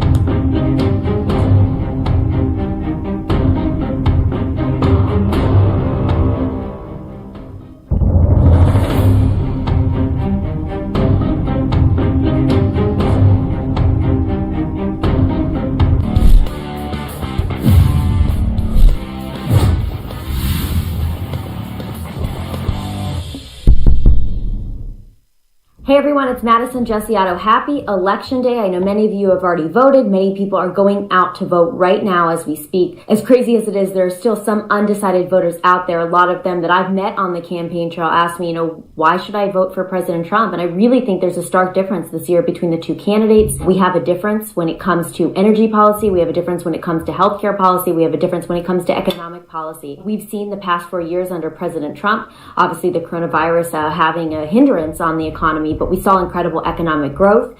We saw America First policies when it came to the border, when it came to combating the opioid epidemic, when it came to combating human trafficking. We've seen proactive measures taken by the administration when it comes to criminal justice reform, when it comes to the funding of HBCUs, when it comes to really reaching out and supporting communities that have been taken for granted by the Democratic Party for so long. So there are many, many reasons, and the list, of course, goes on. But the reality is that you have a choice between, a prosperous American future and more of the same. More of what we saw for 47 years with Joe Biden in Delaware. More of what we saw for many years with, both Republicans and Democrats in Congress who were elected, made all the promises, and didn't keep them. President Trump has been a man of his word, and today is going to be a crucial election for the future of our nation. Of course, what state should we really be looking out for when we're looking at that board, looking at that map tonight?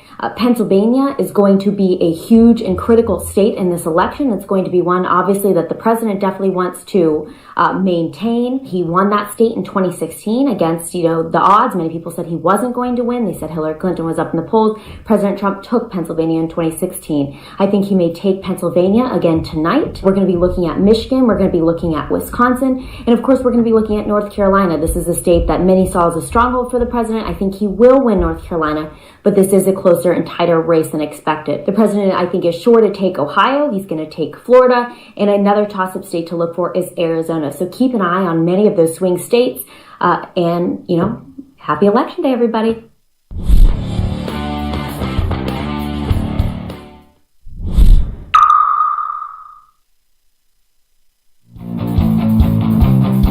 Hold the Line with Buck Sexton premieres tomorrow at 7 p.m. Eastern right here on The First.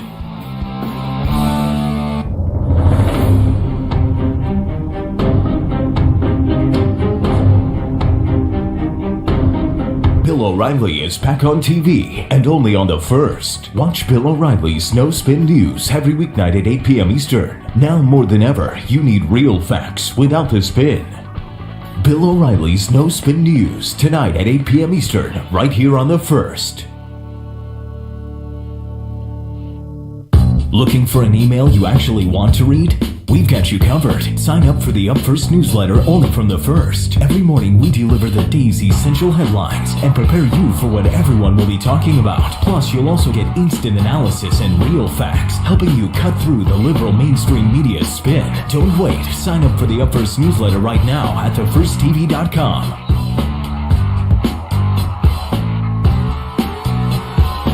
I'm about to blow you away with something. There's something brand new out there. I just discovered it today. It's called social media. And did you know The First is all over this new thing called social media? Apparently they're great at it. They're on Twitter, Instagram, Parler. They're on YouTube. They're on Facebook. They're all over all of it. Go enjoy The First anywhere on all of your social media stuff. If you do that sort of thing, I'm not sure if it's going to catch on, but if it does, The First will be good. Hey guys, it's Buck Sexton here, reminding you that my radio show can be seen right here on The First TV every day at 5 p.m. Eastern. We break down all the news and current events from across the country and around the world with deep analysis that you're just not going to find anywhere else. Plus, we always try to have a little fun while we go through all that stuff together. So don't miss the Buck Sexton Show every day at 5 p.m. Eastern right here on The First. Don't have the First TV app yet? What are you waiting for? Download the First TV app right now on Apple, Google Play, Roku, or Amazon Fire and start watching today.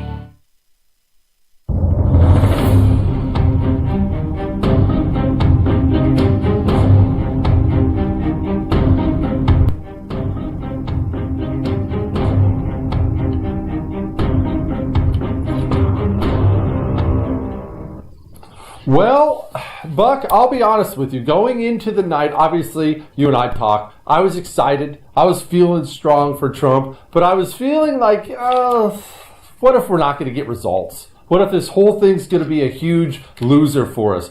We now have Virginia way too close to call. We have North Carolina very close. We have Texas very close. We have Ohio very close. I mean, man, if all those states break one direction, Biden, or one direction, Trump, it's over. Yeah, that's all she wrote. I've been really thinking that Pennsylvania would be the nail biter all along. And that still could be the case. And in fact, I'm not sure that we're even going to know. Somebody might win the presidency tonight, but we still might not know how Pennsylvania shakes out for a few days. But yeah, I mean, Texas and Virginia at this stage, with as much as they've already had called in or tabulated in terms of voting. Look, this is why it's so fun to make predictions at our business, Jesse, because everyone's so catastrophically wrong all the time that, why not? You're like the guy standing up at the bar who's throwing a dart at the board, eyes closed, 50 feet away. You hit a bullseye, you're a hero. You hit some guy in the shoulder on the way into the bathroom, those are the breaks. Well, people want, I'm sure, please tell me if I'm wrong, but I'm sure it's happened to you too, over the past, especially the past 2 or 3 days. Man, I'm surprised I haven't been cut off from my cell service. I have had more text messages and phone calls from family and friends. What's going to happen? Can you tell me what's going to happen? Is he going to win? Can you please tell me what's going to happen? I feel like people get so worked up going into the election that they just want somebody who they view as an expert, which everybody knows I am. Well, I think they just want someone to tell them everything's going to be okay. And have you been getting these? Oh, yes, everyone. I'm getting it from people. I have friends who work in state politics in North Carolina and in Florida who are sending me text messages like, how do you think it's going to shake out? I'm saying, you're the one who's there on the ground, man. You're the one who's raising money and knocking on doors. What do you mean? You think the Buck crystal ball is going to bail you out, son? You gotta get back to work out there, buddy. Got to keep knocking on doors. So, look, man, this is a night that already it looks like it's having some big twists and turns. But I'm with you, by the way. Happy Warrior, man. This is what we wanted. We wanted a massive, crazy election night. 160 million votes cast. People being wrong, and then wrong again on what they thought was going to happen. And, when the dust settles and the Biden voters finally calm themselves, hopefully they want to burn down half of a major city. I think that's what we're looking at. Buck, I had someone say something to me on the radio the other day. I forget who it was. Might have been a caller. I brought up that, hey, we really don't, if you have to talk about a negative part of Trump winning, in my opinion, there would be 2 negative parts to it. One, I think it would give people on the right a sense of complacency to how far behind in this culture war we are. And 2, I really don't want to see a bunch of people's businesses getting burned. Someone's going to die and all that carnage. I don't want to see that. I don't like Americans hurting other Americans. And the guy brought up to me, he said, you have to understand, there's just as much of a likelihood these crazy leftists are going to riot if they win, let alone if they lose. And I never thought about that. He's right. I went to college right down the street from the University of Massachusetts, and it was always amazing to me that there would be these, in the police, the local sort of police wire, there'd be, riot control deployed when the Patriots won, and riot control deployed when the Patriots lost. So there's a similar effect here with Biden voters, and I'm just going to say, man, you don't negotiate with terrorists. So if Antifa, BLM, rioters, if they're going to, respond in the way that so many businesses across America are preparing for, the only way to actually defeat that is to show that we're going to withstand it and we're going to keep winning. We're not tired of winning yet, Jesse. We are going to go now to Inez Stepman of the Independent Women's Forum and the Federalist and friend of mine. Inez, I'm having the time of my life tonight. I know Buck is as well. We've got Florida. We're going to win Texas. I'm hearing we're going to come back in Ohio. Please, Lord, let that happen. What's the genius Inez thinking?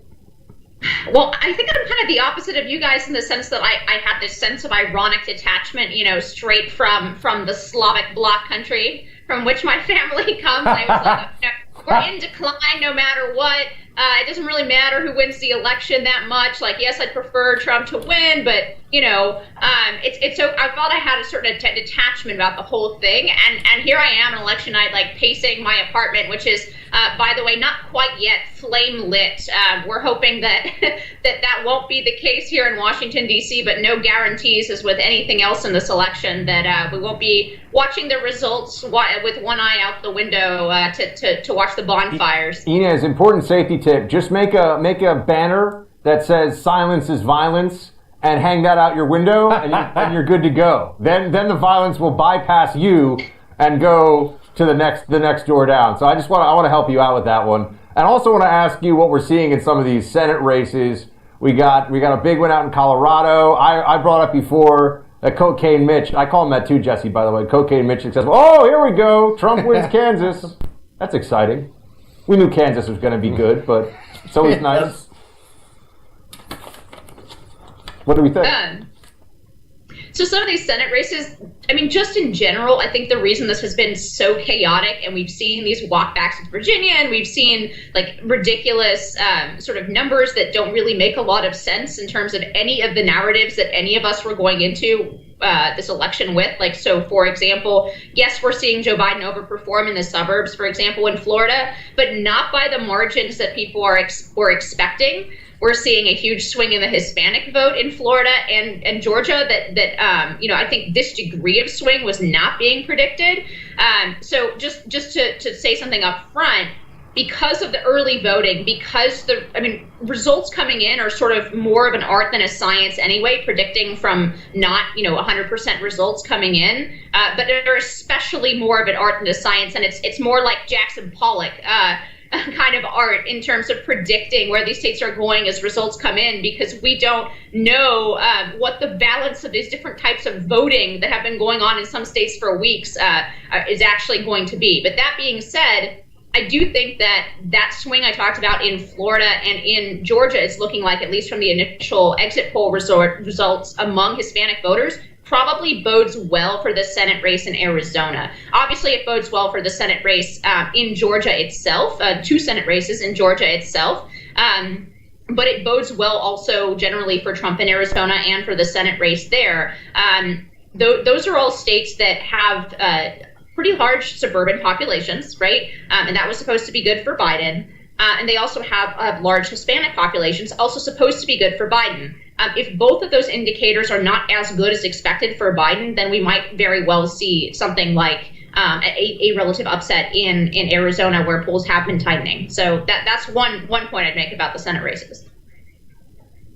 And give me the stoic Soviet bloc mentality on if Trump loses tonight, and he still could, he still easily could. Everybody, I know we have Florida. Trump could easily still lose this race. If Trump loses, why did he lose?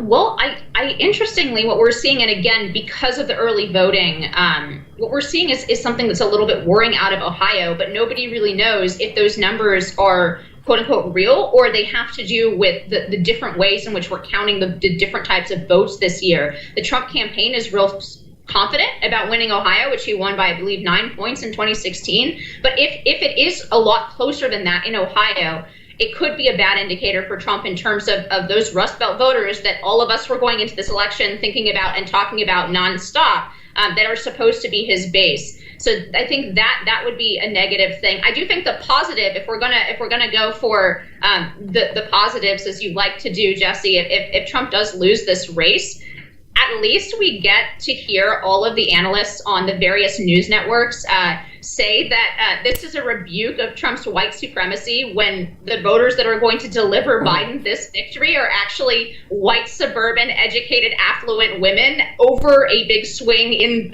minority votes like the Hispanic vote. And there are some indications that the black vote as well is moving up from the Republican baseline, that Trump is outperforming previous Republicans with minorities. So I'm really looking forward to seeing everybody talk about this great rebuke to white supremacy, when in fact it was affluent white women who, if Biden wins, will be delivering this election for him. So that's something either way. Inez, as anyone can remember from the BLM protests over the summer, it is in fact overwhelmingly white liberals in places like Portland and Washington, D.C., who give the most strident lectures about the evils of white supremacy in the Republican Party all the time, especially when they're yelling and cursing in the faces of African-American law enforcement officers, as we saw on video. about white supremacy. So that would not be surprising if, in fact, there was some irony to look at all this there. And I think you're right. The overperformance among minorities for Trump, well, I still think Trump's going to win, but the overperformance is something that the media is going to have quite a hard time explaining. I'd like to hear them try that one. Why is it that after him being so bad, that's what happens? Do you have any last minute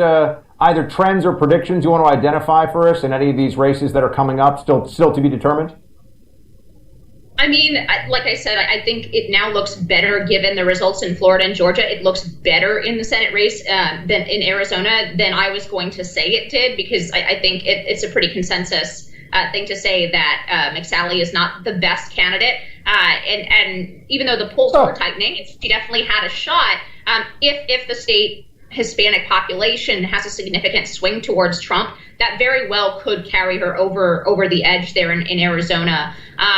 And that would deny the Democrats a pickup there, which is really important. Same thing in Georgia. If the trends are good in Georgia, which they're looking like they are right now, that's 2 Senate seats that might be saved by those. I'd like to say one more thing so Cunningham in North Carolina is underperforming Biden by a little bit, which in a state like North Carolina is pretty important because it's likely going to be a close margin. And if it's true that these sort of affluent white suburban women are delivering Biden higher margins than they have in the past, then something that seems sort of anachronistic to us, especially in the Trump post-Clinton era and post-Trump era, something as anachronistic as the affair and the sexting scandal that Cunningham had dropped in the last several weeks of the campaign. If those voters are coming out, those suburban women are coming out on quote unquote character issues, or they just can't stand Trump's personality, then we might see Cunningham continue to a little bit underperform if those same voters might be splitting their tickets or refusing to vote for him on that ground. So right now it's looking pretty decent for Republicans in the Senate race, but we got a really long night ahead of us. And I think the big question overall with this election is that there are some really good trends for Trump right now, but what is worrying is that Rust Belt trend that all of us were sort of counting on right now isn't showing up necessarily, or is it showing up in a more muted way in the data. Again, early voting, it's more of a sort of mess predicting these things even than it normally is. But if that trend continues, then there's going to have to be a rethink in the Republican Party, I think, because a lot of us were sort of counting on this populist realignment in the Rust Belt, and if that doesn't happen, we got to either rethink the Trumpism formula, or alternatively, we maybe need to think about the fact that the Trump presidency actually delivered a very conventional Republican, in terms of actual policy, right? A very conventional Republican set of policies, even though Trump's rhetoric and the way he talks about the issues is quite different and very different from Republicans in the past. The actual delivery and policy deliveries have been quite conventional. So I could see both sides arguing that in the post-Trump Republican Party, right? Either we need more Trump or we need less Trump because that Rust Belt trend didn't actually deliver. But again, we don't know if it will or not. And as you brought up Arizona and a candidate like McSally, and I mean, you said she might not be the best candidate. That is probably the all-time understatement I've ever heard. She has the personality of a honey badger that just stubbed its toe. But does a bad Senate candidate in Arizona bring down the presidential ticket, or does the presidential ticket bring her up? Who pulls who where? I don't think there's a strong argument to be made that McSally is going to pull down Trump. I don't think that's a realistic proposition. Trump is going to determine, I think, the direction of the voting in Arizona. And if McSally gets over the finish line, it's because she's pulled over that finish line by Trump. And similarly with a lot of these Republican candidates, and again, it's going to spark a lot of discussion, right? Which ones were sort of distancing themselves from Trump, which ones were embracing Trump. One of the races that's still like completely a toss-up and we have no idea what's going on is Maine. Susan Collins in Maine. She's obviously one of the two most moderate Republicans in the Senate, and she has hung on there for a long time by essentially delivering exactly the moderate voice that the electorate in Maine wanted from her. Now, I think there are a lot of nationalized polarizing trends, and it'll be interesting to see whether or not she can actually continue to deliver that moderate brand in a time when it seems like there's almost no ideological overlap between Republicans and Democrats, and we agree on so little. That'll be one thing to watch, I think, in the Senate races. Hard to find common ground with socialists, Inez, so it's the way it's going to be. Inez Stepman, Buck Sexton. We will be back in just a few minutes. Thank you, Inez.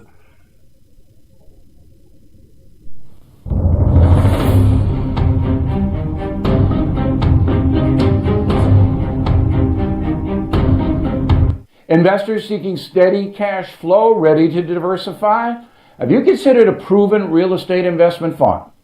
NRIA has grown to be one of the nation's leading specialists and offers 10% annualized monthly payouts with bonuses targeted at 18 to 21%. That's right, you could receive steady 10% monthly payments with bonuses. As their slogan says, they specialize in realty investing done right. You can even use your 401k or IRA to invest. NRIA's 15-year track record and $1.2 billion in new construction development backs you. So, learn how you can invest in this hard asset real estate cash flow fund today and receive 10% annualized monthly payouts with bonuses. This is something savvy investors should research and consider. Please call now, 201-210-2727, 201-210-2727, or visit nria.net. An offer to buy or sell any security is made by our private placement memorandum. Read it first. Past performance is no guarantee of future results. Results are annualized. National is a real estate development firm. See us at nria.net.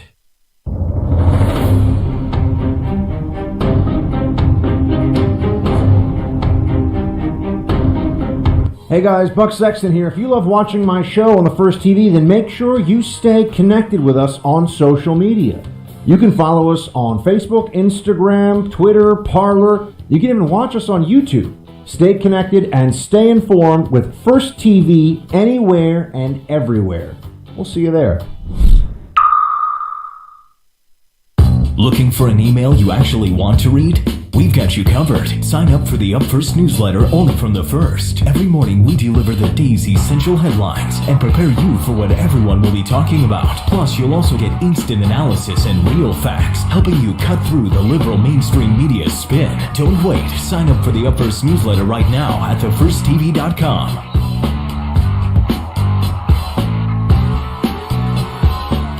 A wise man once said you should do something great every single day before you go to sleep at night, and I have great news for you. Now you can. What can you do?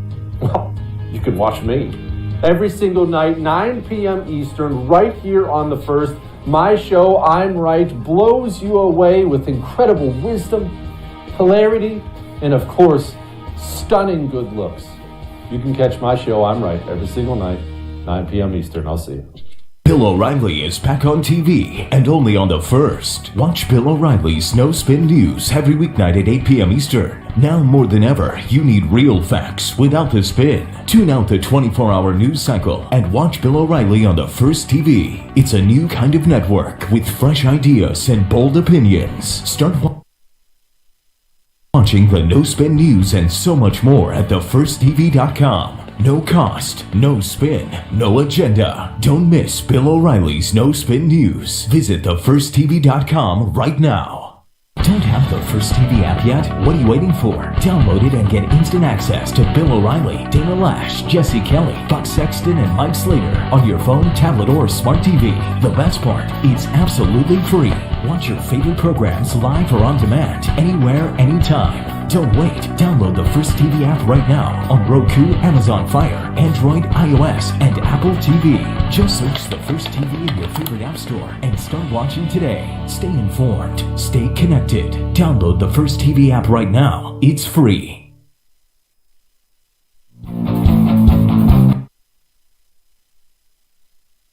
Hold the Line with Buck Sexton premieres tomorrow at 7 p.m. Eastern right here on The First.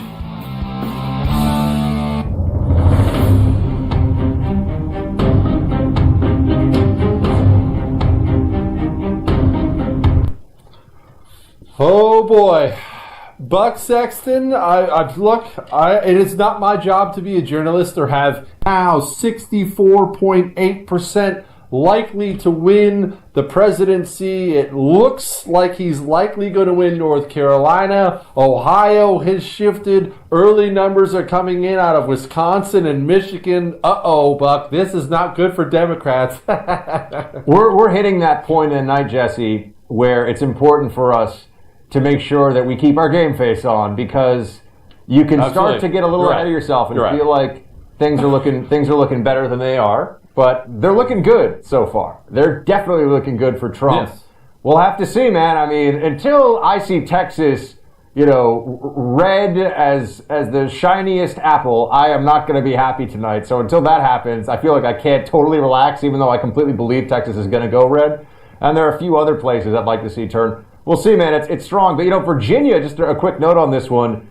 Virginia has a couple of 100,000 plus vote lead right now for Trump of the counted votes. However, they're still counting votes that have come in. They still need to count Loudoun County, basically the big rich counties around D.C. that are 2-1 Democrat. They haven't been counted yet. So that's why people are saying, well, it's definitely gonna go blue when they add all that up. But for right now, Trump's actually got a bit of a healthy lead there. I think 260,000 votes was last I saw. So Virginia's probably still going blue, but it's more interesting than we anticipated.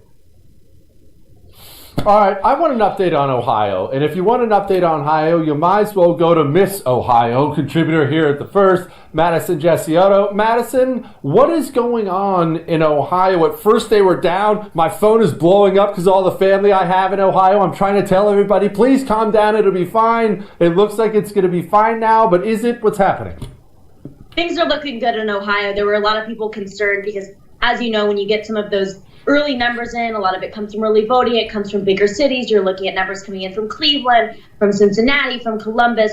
The majority of the rest of the state is very red, hence why we've gone, more from a swing state to a red state over the recent years. And so things are looking good. I've talked to people across the state. I'm talking to chairmen of, county parties and whatnot, and they're saying things are looking great. So I'm keeping track of those numbers on the Secretary of State website as they're coming in.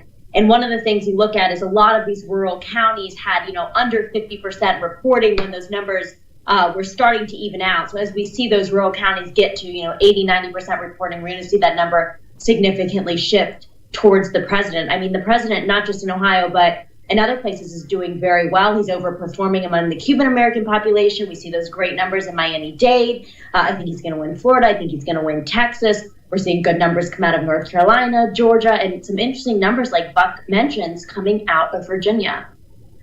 Madison, in Ohio, I've also seen some indications that the cities that would be the big blue surge areas, the turnout has been underwhelming. Is that confirmed? That was early on. Have you been hearing and seeing that? And because it feels like without what how much better they were, Columbus, Cincinnati, without some of those places coming out in very strong numbers for Biden, there's no way he's going to pull off an Ohio upset. Right, and I don't think it's surprising to see underwhelming numbers even in those, farther left cities in the state of Ohio because of the fact that Biden largely ignored the state. There was very little, if any, presence from the Biden campaign across the state of Ohio. Biden himself barely visited here. He was here for the debate, then I think here one other time during the general election cycle, which is pretty much unheard of for the state of Ohio in a big presidential election like this. Most other candidates from the Democratic Party come to Ohio much more frequently. As you know, no Republican candidate has ever won the presidential election without winning the state of Ohio, and only 3 Democrats in history have won without winning Ohio. So it's a very, very important state. And actually my home county of Stark County is a very important county because it typically tends to predict the state as well. So I'm looking at those numbers coming out of my county as well as the state, and it's looking good for Trump. Can you give us any specific, your county, how much of it counted so far? Can you just give us a little more of a deep dive into it?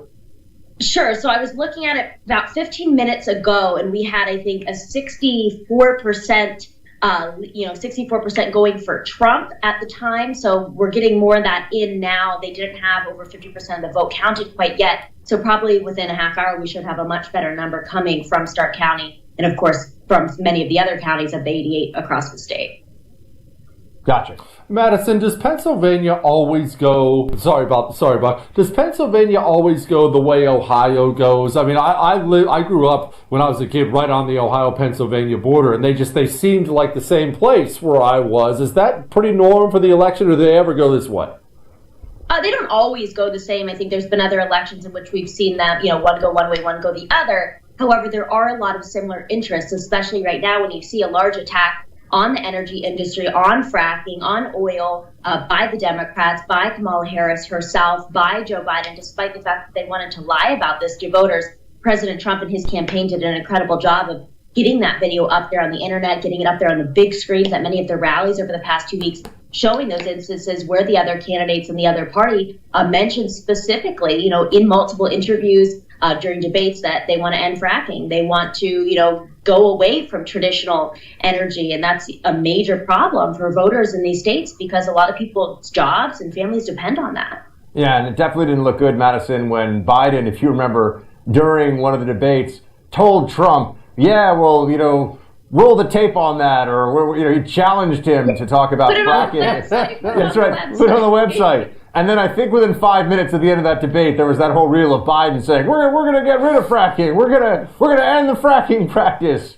What fracking? I mean, that's when he's not speaking in utter gibberish as he has in the last few days, which we're all supposed to ignore. But Jesse and I will stay focused on. I see the video coming out, I think, yesterday, where he literally is supposed to be walking off stage, takes his mask off, and is trying to go to the mic. One more thing, and they're pulling him off, saying, no more things, Joe Biden, let's go. I mean, I don't want to get into why Biden. Yeah, that's a presidential candidate, and they're dragging him off the stage. I've never seen anything like it. It's too early from my perspective to get into the Democrat lessons learned. However, no matter what happens tonight, there's certainly a lot of space here to point out that Joe Biden has had.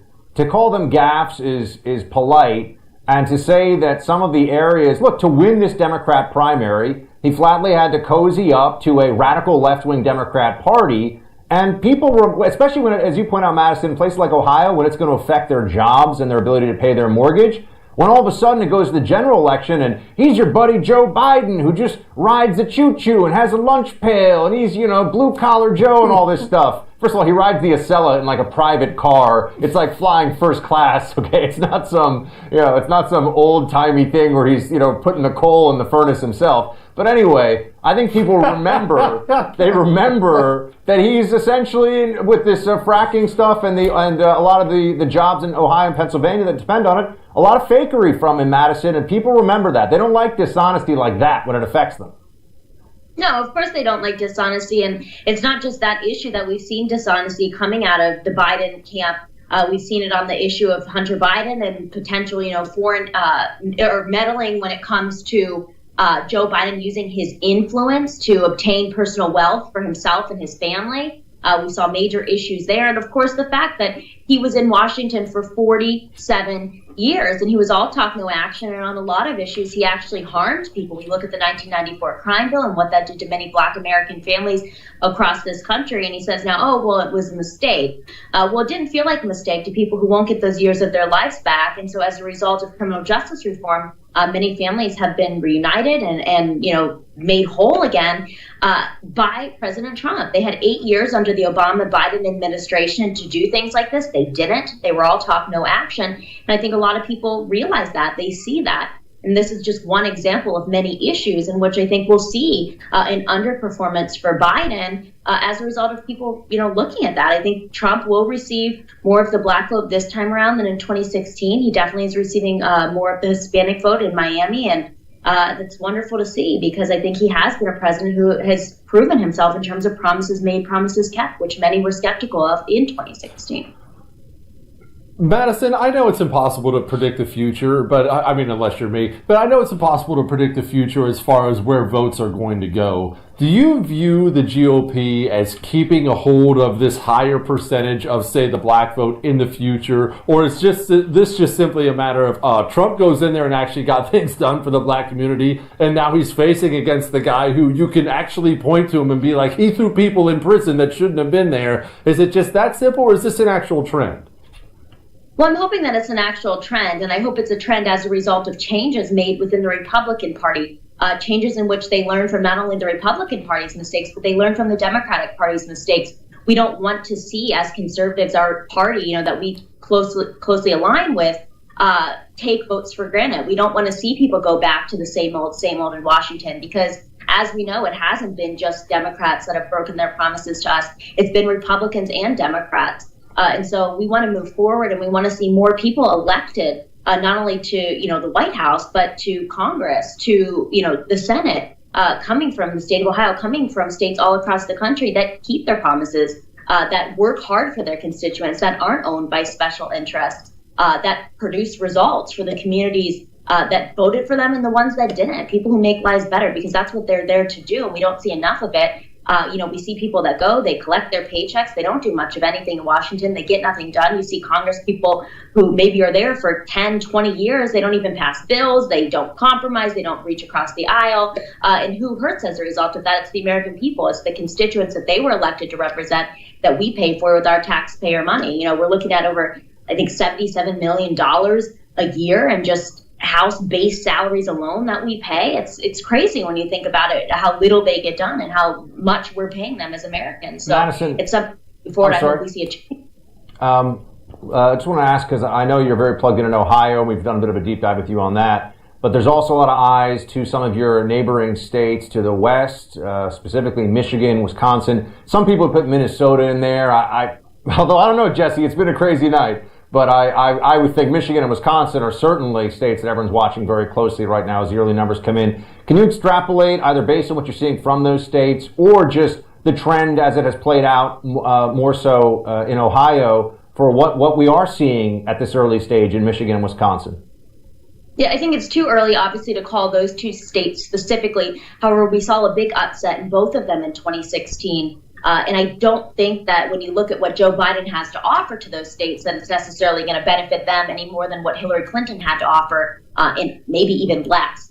So I do expect that we could see big wins in those two states again. I definitely think President Trump's message resonated with many people in Michigan, just like we saw in Pennsylvania. You saw the ridiculously large turnout for some of these rallies over the past 2 weeks in those states. So I think we could see some incredible wins tonight. There's a chance we could even win this election by a larger number in the Electoral College than what we saw in 2016, which would be truly incredible, because at the very, very most, when you turn on the mainstream media or you look at the pollsters, they said we might squeak out a win, but most of them said we were going to lose. So it could be really, really great to see, once again, a complete upset in which we shock the world, as we did in 2016. If Trump breaks 300 electoral college votes again, it's not a red wave, it's a red tsunami.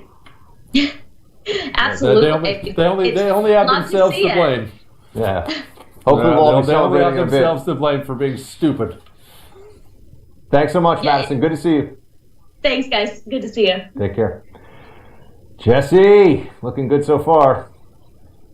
I'm trying. Look, Buck, you're not going to hold me back anymore with this Eeyore routine. My hopes are officially up. We're going to talk to Bill O'Reilly about it. And you know what? Bill's not bringing me down either. We will be right back.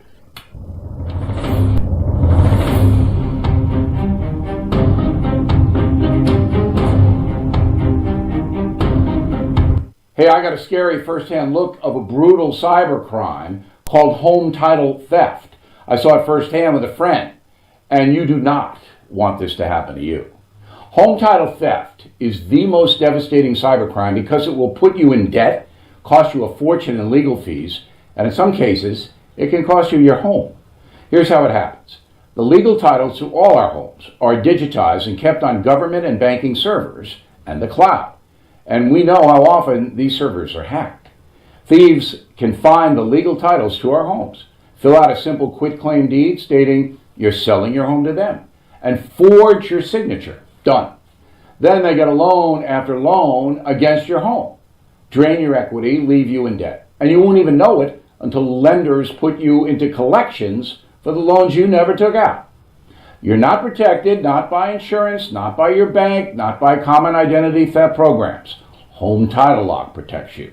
Don't be a victim. Do what I did. Get Home Title Lock. Home Title Lock puts a barrier around your home's title. The instant they detect tampering, they shut it down cold. Please go to HomeTitleLock.com, register your home address to see if you're already a victim. Then use the code on your screen for 30 free days of protection.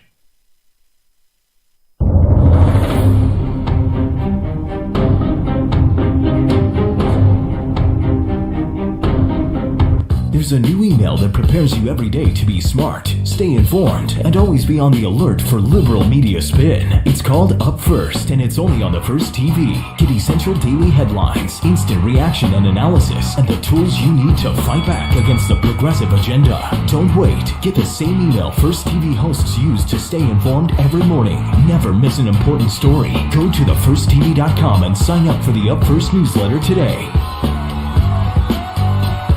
Hey guys, it's Buck Sexton here reminding you that my radio show can be seen right here on the First TV every day at 5 p.m. Eastern. We break down all the news and current events from across the country and around the world with deep analysis that you're just not going to find anywhere else. Plus, we always try to have a little fun while we go through all that stuff together. So don't miss the Buck Sexton Show every day at 5 p.m. Eastern right here on the First. I'm about to blow you away with something. There's something brand new out there. I just discovered it today. It's called social media. And did you know the First is all over this new thing called social media? Apparently they're great at it. They're on Twitter, Instagram, Parler. They're on YouTube. They're on Facebook. They're all over all of it. Go enjoy the First anywhere on all of your social media stuff. If you do that sort of thing, I'm not sure if it's going to catch on, but if it does, the First will be good. Hey, Cider Crusaders. On my show, we've been diving deep into the philosophy of what we're fighting against, from Hegel, Marx, the Frankfurt School, all the way today. And once you know all that stuff, everything we're seeing today makes a lot of sense. But we're also diving deep into the principles that we built this country on, right? And what we're fighting for. Our founding fathers didn't just fight against the British. They also fought for specific principles. And that's the same thing we need to be doing today. Oh, also, there's an election coming up soon. So we got lots to talk about. True story, Mike Slater, please join us every weekday, 11 o'clock Eastern, right here on The First. Hey guys, Dana Lash here reminding you to download the First TV app right now. With the First TV app, you can watch my show, The Dana Show, live or on demand anywhere, anytime. The First TV app is available on iOS, Android, Amazon, Fire, Roku, and now Apple TV. Just search for the First TV app in your favorite app store and download it today.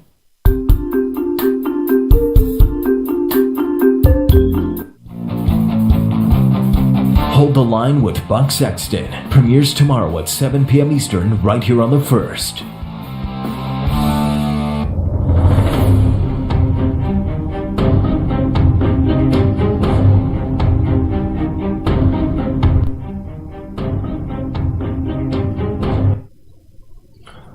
Okay, before we go to Bill O'Reilly, let's just level with you here. This is what we're looking at right now, and look, numbers are still coming in.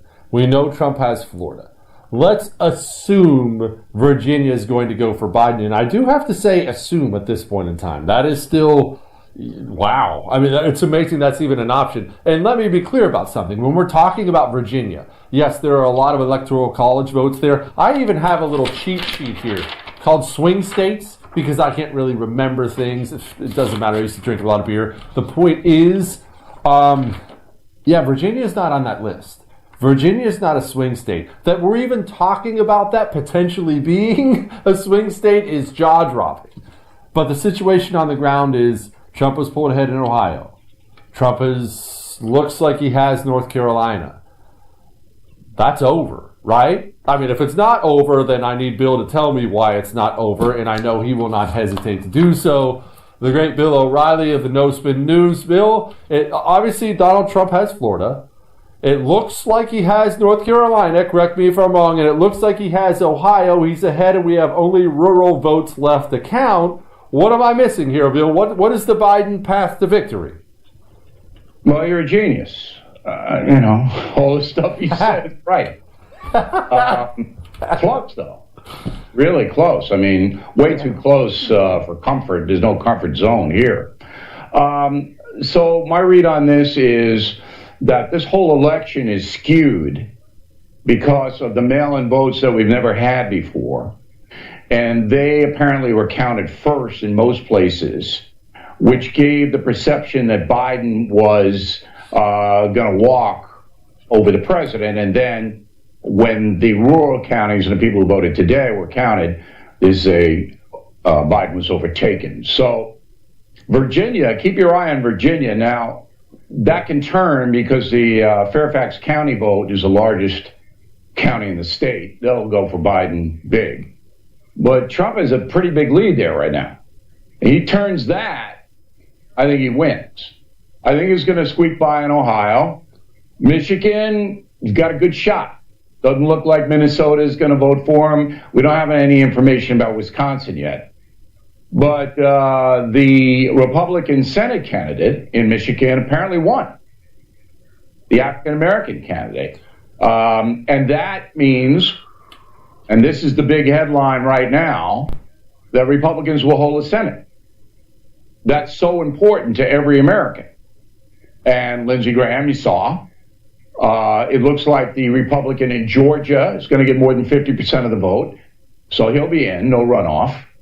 And so it may turn into a very good night for the Republican Party. When I was on an hour ago, it was much more pessimistic than it is now. But when I'm on an hour from now, it could go right back. That's how close and back and forth this whole thing is. Bill, I need you to explain to me Minnesota. I mean, obviously, Minnesota, I never assumed we'd have it, but everybody even remembers the old Reagan-Mondale map that was just this sea of red, and what was the gigantic blue blotch out there? It was Minnesota. And Minnesota just elected, I know it's not a statewide race, they just re-elected Ilhan Omar, not only a radical leftist, I would expect that, but mired in corruption, has these horrible things. What is wrong with Minnesota? Minnesota's worse than New Jersey. Well, it's one of those states where it's dominated by one city, all right, Minneapolis, St. Paul, two cities, the Twin Cities.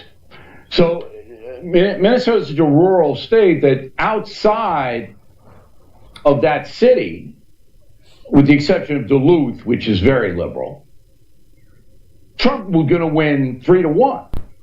So it's not the state of Minnesota, it's that axis. It's like New York. You take New York City out, New York's a red state.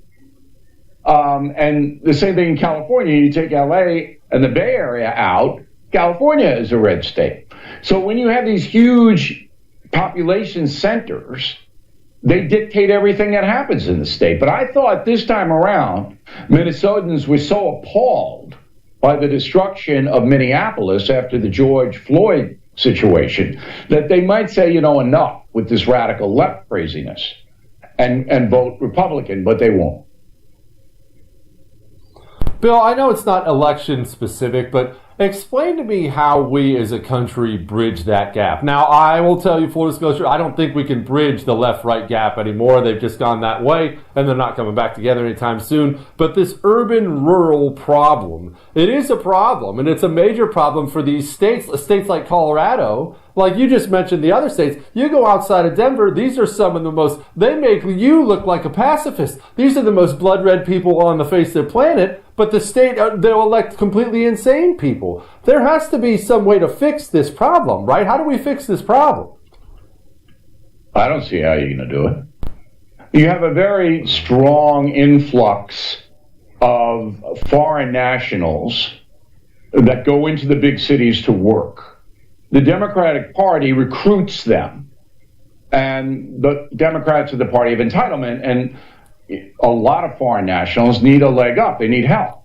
So they go to the Democratic Party. But the best example in this country is Texas, because in Texas, you got Dallas and Houston, which have turned into liberal cities. When I worked in Dallas back in the 1970s, it was about as conservative a city as you could get. It's turned totally around. And Houston, of course, is too. So that's why Texas is in play. You take those cities out of the mix, and it's 80% Republican, traditional conservative. But that's the trend, and that's why they want to do away with the Electoral College. Because if that ever happened, then 10 cities in this country would dominate politics and would elect all of our presidents. Bill, it's not just the Democrat, like a Democrat-controlled city. As you alluded to, Democrats are going to control cities in general. In the rural areas, it's going to be more Republican. Urban, it's going to be more Democrat. But it's the nature, the radical nature of these Democrats now. There have been plenty of relatively moderate Democrats who've run cities. We have, like the mayor of Portland, that idiot de Blasio in New York City, they flat out encourage people to trash their own town. I've never seen anything like this. I haven't either, not in my lifetime. But if Trump wins tonight and the Republicans hold the Senate, as I believe they will, this is a repudiation of the progressive left. The progressive left and the media that enables them, encourages them, will take a huge hit right between the eyes. And believe me when I tell you, there will be payback from Donald Trump in particular. He's elected for 4 more years, there's going to be payback. And I don't know what form it's going to take, but it's going to happen. All of us who believe that America is a noble nation, as I do, and I think you do, of course, I'm fed up with this. I am fed up with these people. Now, I can't do anything other than to use my journalistic skills to shed light on them. But President Trump, with a Republican Senate, can certainly run things through that are going to make their lives a lot more difficult than they are right now. Bill, if this night continues to go this way and Trump wins it, and I have to keep saying that because we've all seen crazy things happen in politics. I understand the left doesn't think rationally. You lectured us about that earlier. You're 100% correct. I can't put that rational mind on them. But do you think they have a moment of honest self-assessment when this is done? I know they'll be weeping and gnashing of teeth for a couple days, and we'll probably have Russia crap again and all that other stuff. But is there a moment where the actual intelligent people, the heads of the party, have a meeting and say, okay, guys, this radical stuff, this is not working. We're not going to loot and burn our way back into power. We have to do something different. No. The radical left will stay radicalized. The marginalized Democratic Party have got to regroup. But who's the leader of that? Not Pelosi and Schumer. Who's going to lead that party? I don't see anybody out there. Pete Buttigieg, maybe. But they have to have a new leader. But, we can't celebrate now because if Donald Trump loses Pennsylvania and somehow loses Michigan and Wisconsin, I don't know if he can get over 270. He'll get close. But I don't know if he can. I'll have to look at my map. So it's not a lock. But the Senate, I believe, is a lock. So the Senate's going to act as a bulwark against the radical left legislation. Biden's just going to sit there. You're not even going to see him if he's elected. He'll just be in the White House and, somebody will find him, I guess. He's not going to be given press conference. You're not going to see him. All right? It'll be the chief of staff, and it'll all be Obama people running the government. Nevada. We haven't talked at all about Nevada tonight. It's an important state. I kind of voted off since Harry Reid. Yeah, it is. It could be very critical. It could decide the election. Absolutely. Is it the same as the other states that we've talked about? Is it a crazy urban area like Las Vegas is crazy left and the rest is red? What is it? Well, Las Vegas is in bad trouble. And the Trump people are hoping that the union workers that usually vote Democrat are not going to do that now because they don't want any more shutdowns. And the Democratic governor of Nevada is a shutdown king.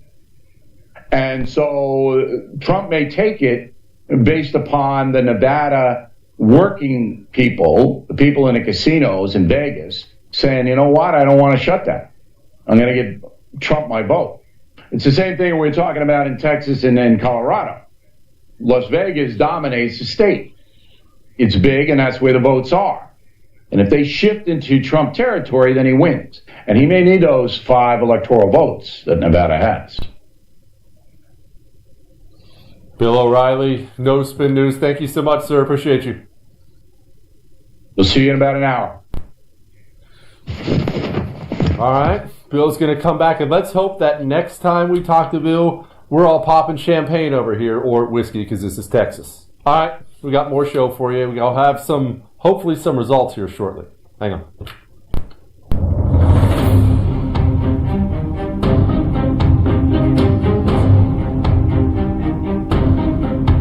Hey, let me tell you a secret, a shave secret. You don't need all the butters, creams, gels, and fancy products that crowd your bathroom and break your wallet.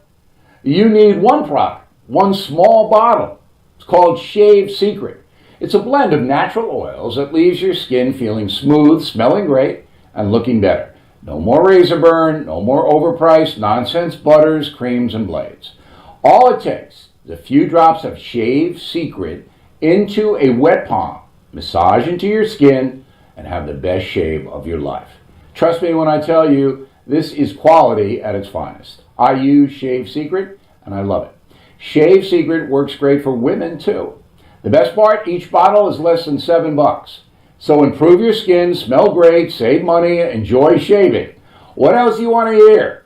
Please order Shave Secret today. Available through Amazon, Walmart, shavesecret.com. And if you order directly, use discount code BILL. Shavesecret.com, discount code BILL.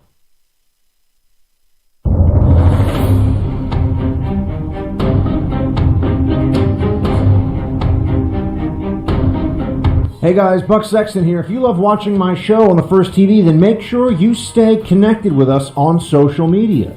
You can follow us on Facebook, Instagram, Twitter, Parler. You can even watch us on YouTube. Stay connected and stay informed with First TV anywhere and everywhere.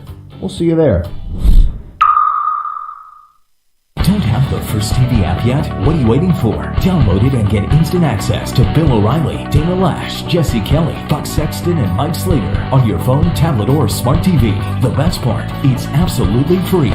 Watch your favorite programs live or on demand, anywhere, anytime. Don't wait. Download the First TV app right now on Roku, Amazon Fire, Android, iOS, and Apple TV. Just search the First TV in your favorite app store and start watching today. Stay informed. Stay connected. Download the First TV app right now. It's free.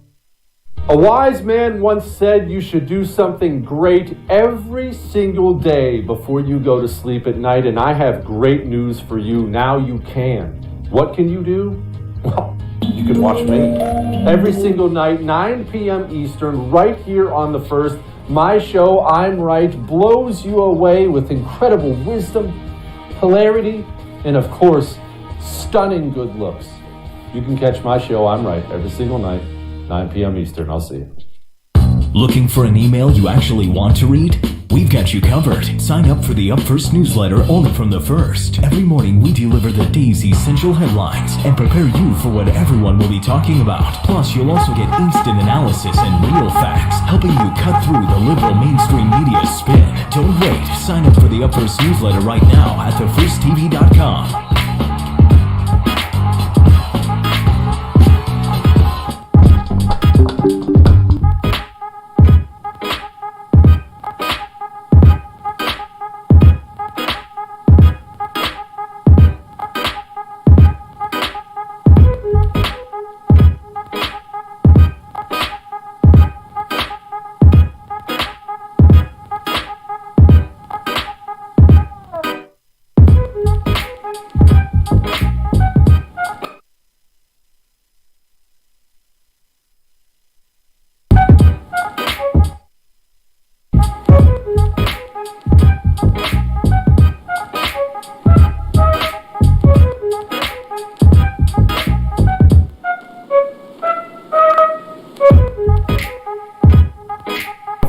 Different takes on what's going on in Arizona. I gave my own from my own personal experience there.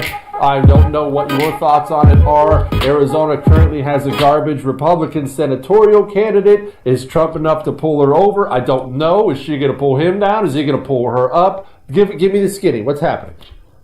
Well, I'm finding out all of the information just at the same time as you, Jesse, so it's definitely going to come down to every vote here in Arizona.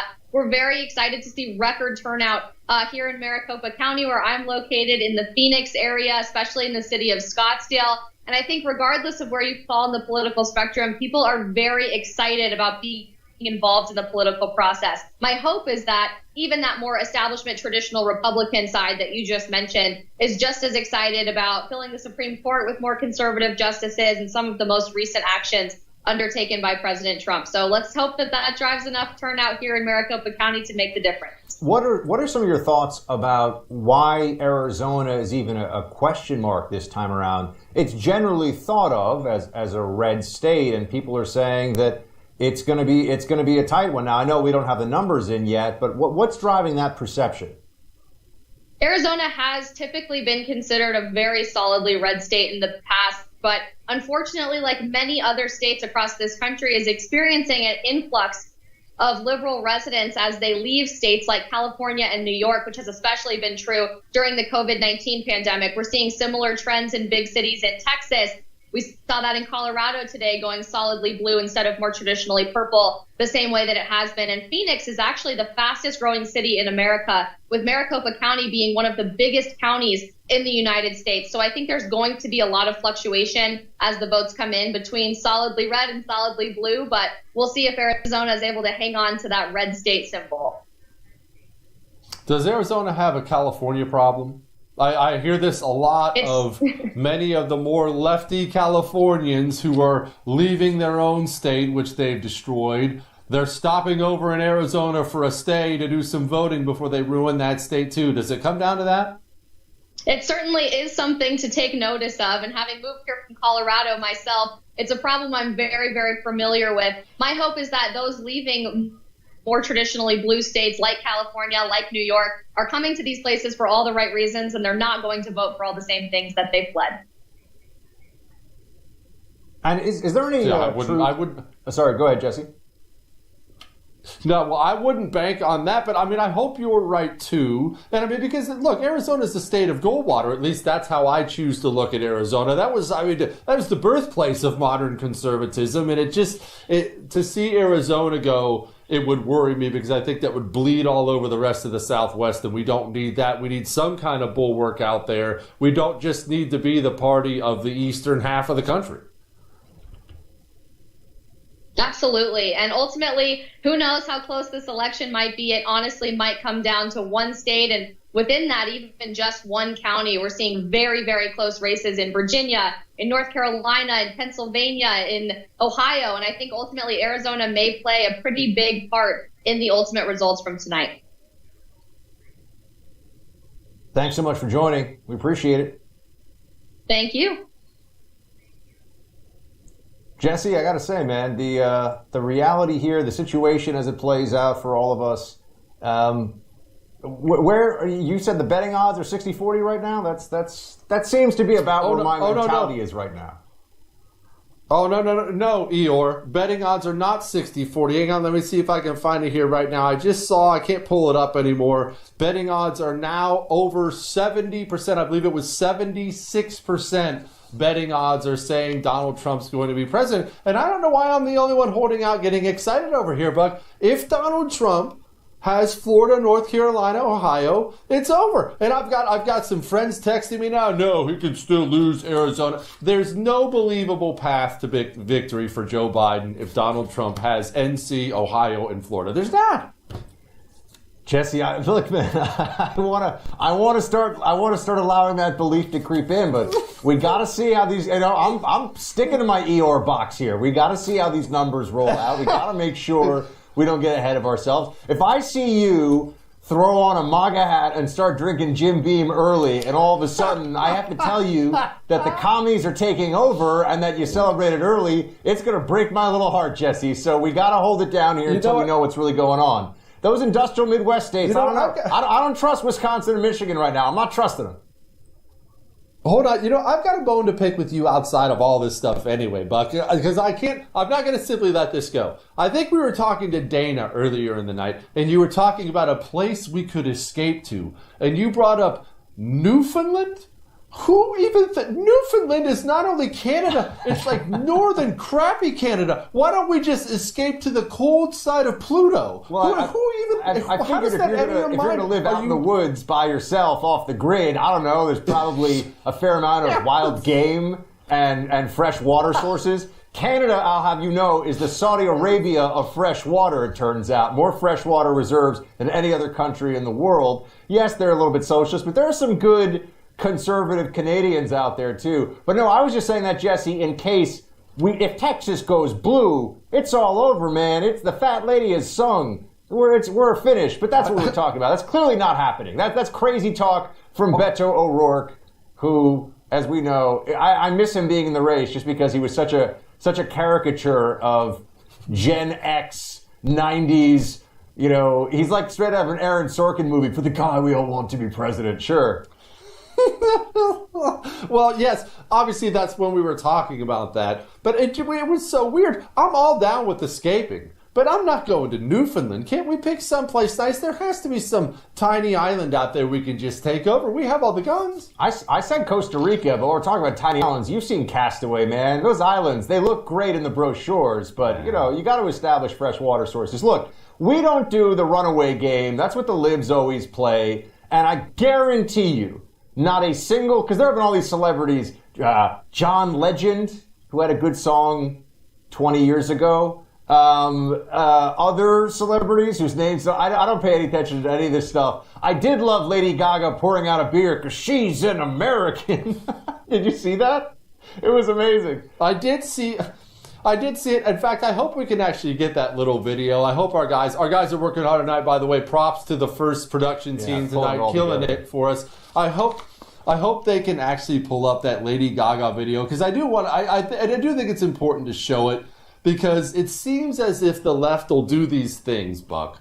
And look, maybe we're guilty of it when we do it to them too, but they'll do these things that are genuine efforts to reach out and maybe try to bring some people in, and it ends up being just the most insulting thing in the world, because you actually get to see how they view you and what they think of you. And look, we laugh about it, we make jokes about it. They really do think everybody who votes red is some low IQ, beer chugging redneck. I'm just out there with my Bush Light and NASCAR and the whole thing. Remember, my favorite is Democrat politicians who are worth like $100 million, and usually it's because they like married into it. And you know, the John Kerry move, where right before he wants your vote when he's running for president, he's like, I'm out hunting with America. And then a week later, you see him in a neon green and pink wetsuit windsurfing off his $10 million mansion in Martha's Vineyard. That's the Democrat Party. That's the Democrat Party. Like, distilled to its essence. People like Nancy Pelosi, who has more money in her refrigerator collection than a lot of Americans have in equity in their homes, talking about how she cares about the workers and the people. Sure she does. Yeah, just like John Kerry and all the rest of the frauds. We'll be right back with more Buck Sexton. See, I told you we were going to have fun tonight. We'll be right back.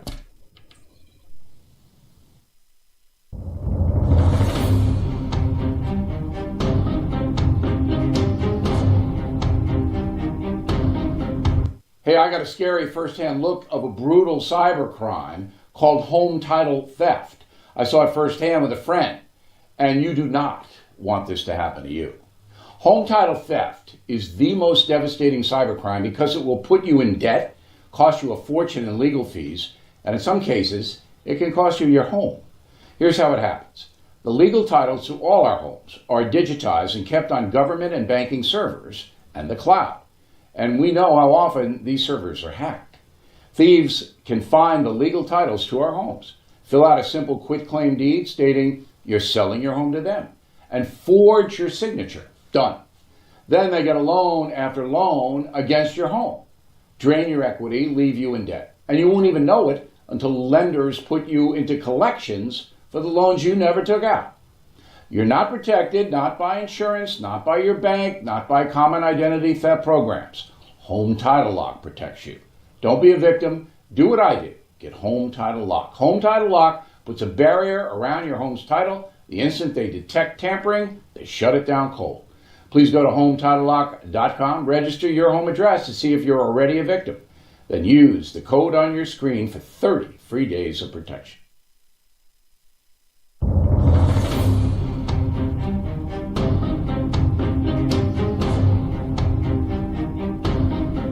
There's There's a new email that prepares you every day to be smart, stay informed, and always be on the alert for liberal media spin. It's called Up First, and it's only on the First TV. Get essential daily headlines, instant reaction and analysis, and the tools you need to fight back against the progressive agenda. Don't wait. Get the same email First TV hosts use to stay informed every morning. Never miss an important story. Go to thefirsttv.com and sign up for the Up First newsletter today. Hey guys, it's Buck Sexton here, reminding you that my radio show can be seen right here on the First TV every day at 5 p.m. Eastern. We break down all the news and current events from across the country and around the world with deep analysis that you're just not going to find anywhere else. Plus, we always try to have a little fun while we go through all that stuff together. So don't miss the Buck Sexton Show every day at 5 p.m. Eastern right here on the First. I'm about to blow you away with something. There's something brand new out there. I just discovered it today. It's called social media. And did you know the First is all over this new thing called social media? Apparently they're great at it. They're on Twitter, Instagram, Parler. They're on YouTube. They're on Facebook. They're all over all of it. Go enjoy the First anywhere on all of your social media stuff. If you do that sort of thing, I'm not sure if it's going to catch on, but if it does, the First will be good. Hey, Cider Crusaders, on my show, we've been diving deep into the philosophy of what we're fighting against, from Hegel, Marx, the Frankfurt School, all the way today. And once you know all that stuff, everything we're seeing today makes a lot of sense. But we're also diving deep into the principles that we built this country on, right? And what we're fighting for. Our founding fathers didn't just fight against the British. They also fought for specific principles. And that's the same thing we need to be doing today. Oh, also, there's an election coming up soon. So we got lots to talk about. True story, Mike Slater, please join us every weekday, 11 o'clock Eastern, right here on The First. Hey guys, Dana Lash here, reminding you to download the First TV app right now. With the First TV app, you can watch my show, The Dana Show, live or on demand, anywhere, anytime. The First TV app is available on iOS, Android, Amazon, Fire, Roku, and now Apple TV. Just search for the First TV app in your favorite app store and download it today.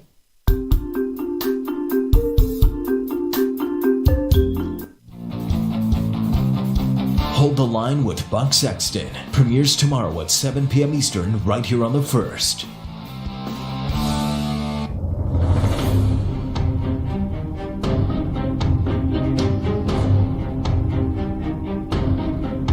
One of my favorite people in the world to talk to outside of myself is about to join Buck and I now. He is the former congressman and current dean of business at Liberty University, Dave Brat. Congressman, now it looks like it's about time for me to pop one of these Bud Heavies over there. Please tell me why I shouldn't. What? Pop what? One of these Bud Heavies. I've got some Bud Heavies. I had one of my production assistants make a run to the store. It's looking like it's going to be that kind of night. Why shouldn't I? Yeah, well, I'm the dean at Liberty University, so a Bud Heavy must be a heavy friend of yours named Bud Sexton or something. Hey, it's COVID. Wait, leave me alone. Well, because you don't want to be like the left and get all arrogant ahead of time. We still got some heavy lifting to do. Okay. Arizona, Pennsylvania, the blue wall. It's looking good on the blue wall. There's some good signs. And all the mail-in votes come in first, and then the in-person. The trend has been for North Carolina to tighten up considerably. Trump will probably pick it up by a point to a point and a half. And then, same Georgia and then Ohio, same thing's happening. So hopefully that same trend continues. And then you can go, give Bud a hard time. Well, now we have to call him Buck because he's the one asking you the question. But nonetheless, so Dave, tell me this. Are there any surprises that you're seeing so far? And I don't just mean in terms of which direction a state that's been called has gone. Just any of the early dynamics, whether we're talking about important exit polling, the surge among certain communities, and what for you, other than Trump so far in the lead, is the story of the night so far? Yeah, that's a good question. Nothing really. I mean, it's just 016 all over again. I mean, the surprise, which isn't a surprise, is we've been lied to for 4 years by our elites in the press and with big tech. And so, that's the surprise is, how is the American people going to process this? So my seat, a little good news, we had a good win for the Republicans in my old seat in Virginia, and in the Virginia Beach seat, Scott Taylor won both by about 20 points. The left came in with two national security experts that voted for Pelosi. They promised to be moderates. And so that was a bit of a surprise. I didn't think they'd win by that big. So the folks in the suburbs are upset that, Richmond is being boarded up, et cetera. But the surprise is just the consistency with that map is following the 16 logic, and I just hope it continues. Congressman, I do have to ask, if this thing does go poorly from here, since apparently nobody, at least neither of you two, are going to share my current level of enthusiasm, if this thing does go poorly from here, where is it going to go poorly? I mean, I can see Arizona going poorly because our Senate candidate sucks. I can see it going poorly in Nevada because a lot of those people are insane. Am I missing something? Where else is it going poorly? Well, even just take a North Carolina. Say we end the night up 0.5% instead of up 1.5%. It's a win. But then the lawyers enter the room and go searching for all sorts of technicalities and votes and et cetera. And so we could have some long weeks ahead of us sorting those out. And then that blue wall up in Michigan, the governor, there's going to be a bunch of legalese going on there. Pennsylvania, that's going to be the story for me. I mean, if that one breaks our way tonight, boy, then I think it's time to celebrate. We have a few targets of our ire on the right. The mainstream media more than deserves it, as you brought up, and what they've done to Donald Trump over the last 4 years. Yeah. I mean, they've self-immolated. I mean, their profession is never going to recover, I think, in terms of the credibility and also this pretense that they're objective. I mean, no well-informed person.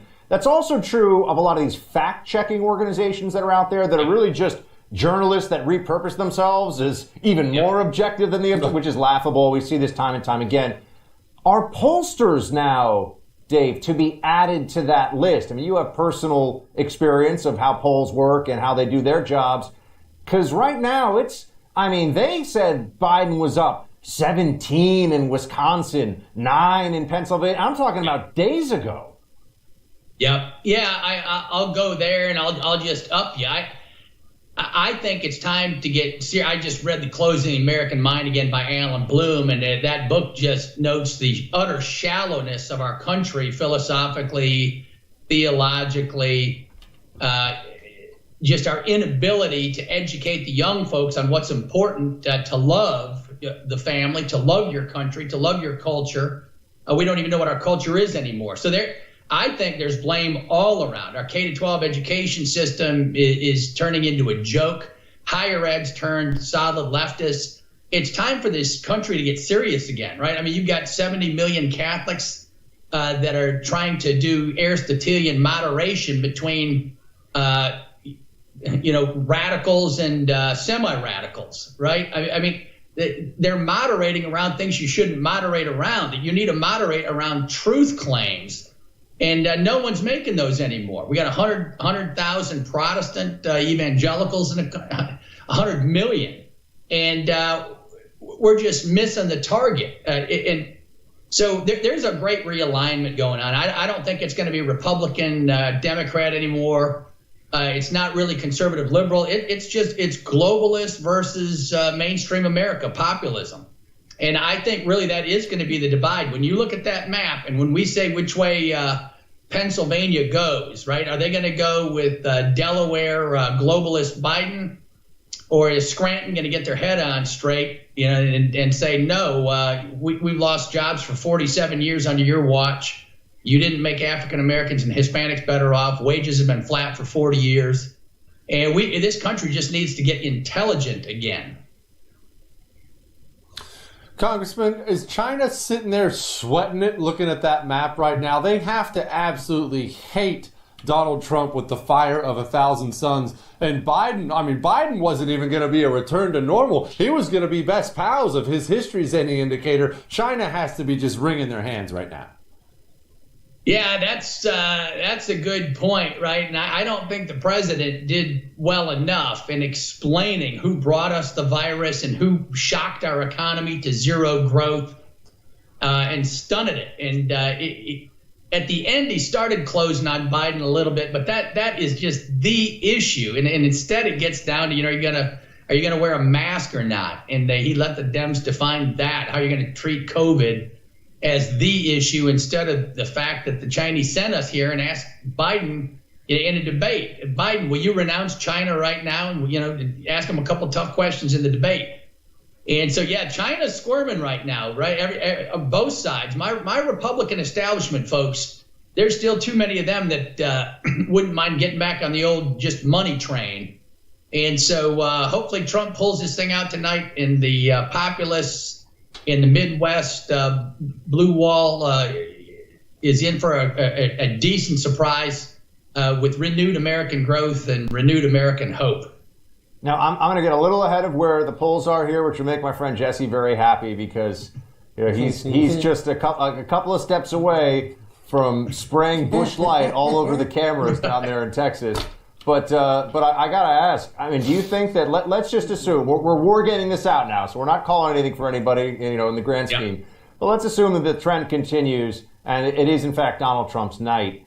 Do you feel like the Democrat Party learns any lesson from this? Do you think that there's anything that they take away ideologically that will be changed, or are they just going to scream and be in fits of rage and double down with the leftism that would have brought them to this point in the first place? Yeah, I hate to get too theological on a late show, but you got religious people and then you got people where politics and ideology have become the religion. And it's a thin religion without any philosopher or theologian or book they can even note. And they're just in a rage. They're shaking their hand. And so it's not about learning. We're beyond reason. And that's Bloom's book, right? Closing the American Mind. We're beyond the great compromise we made to keep a majority government working. And that was to believe in truth and the belief that reason leads us all for the common good around rights for everybody, and that rights arrangement was going to work out well for every single group.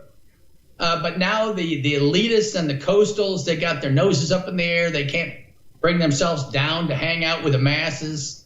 That just won't do in elite society.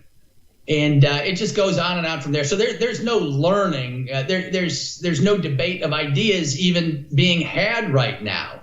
On the university campuses, you're hard pressed to go find a debate and to find a liberal. You have the left present. Liberals like JFK would be solid Republicans right now. JFK was a good Catholic. You could raise your issues there, but he's for tax cuts. He loved the country. He was against the Soviets. He was for tax cuts. Right? JFK liberals who respect others' opinions. And we can quibble over the size of the federal government. That used to be the debate. That's not the debate anymore.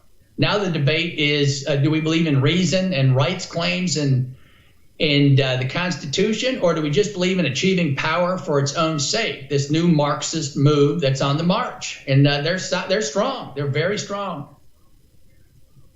All right. Dave, thanks so much. Oh, I'm sorry, Jesse, you have one more for the man? Go for it. No. Let's let the man go. He's an important person, and I'm not. Thanks, Dave.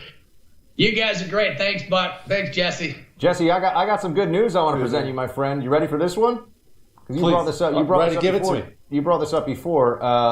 The Chinese yuan, or the renminbi, the yuan is tanking right now. Tanking.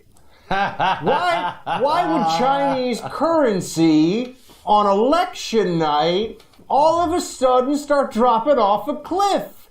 Maybe it's almost like they had hoped that, and I'm talking investment in the Biden family was going to pay some great dividends. Maybe, end a trade war. Maybe stop the Trump confrontation of China that's about 30 years overdue.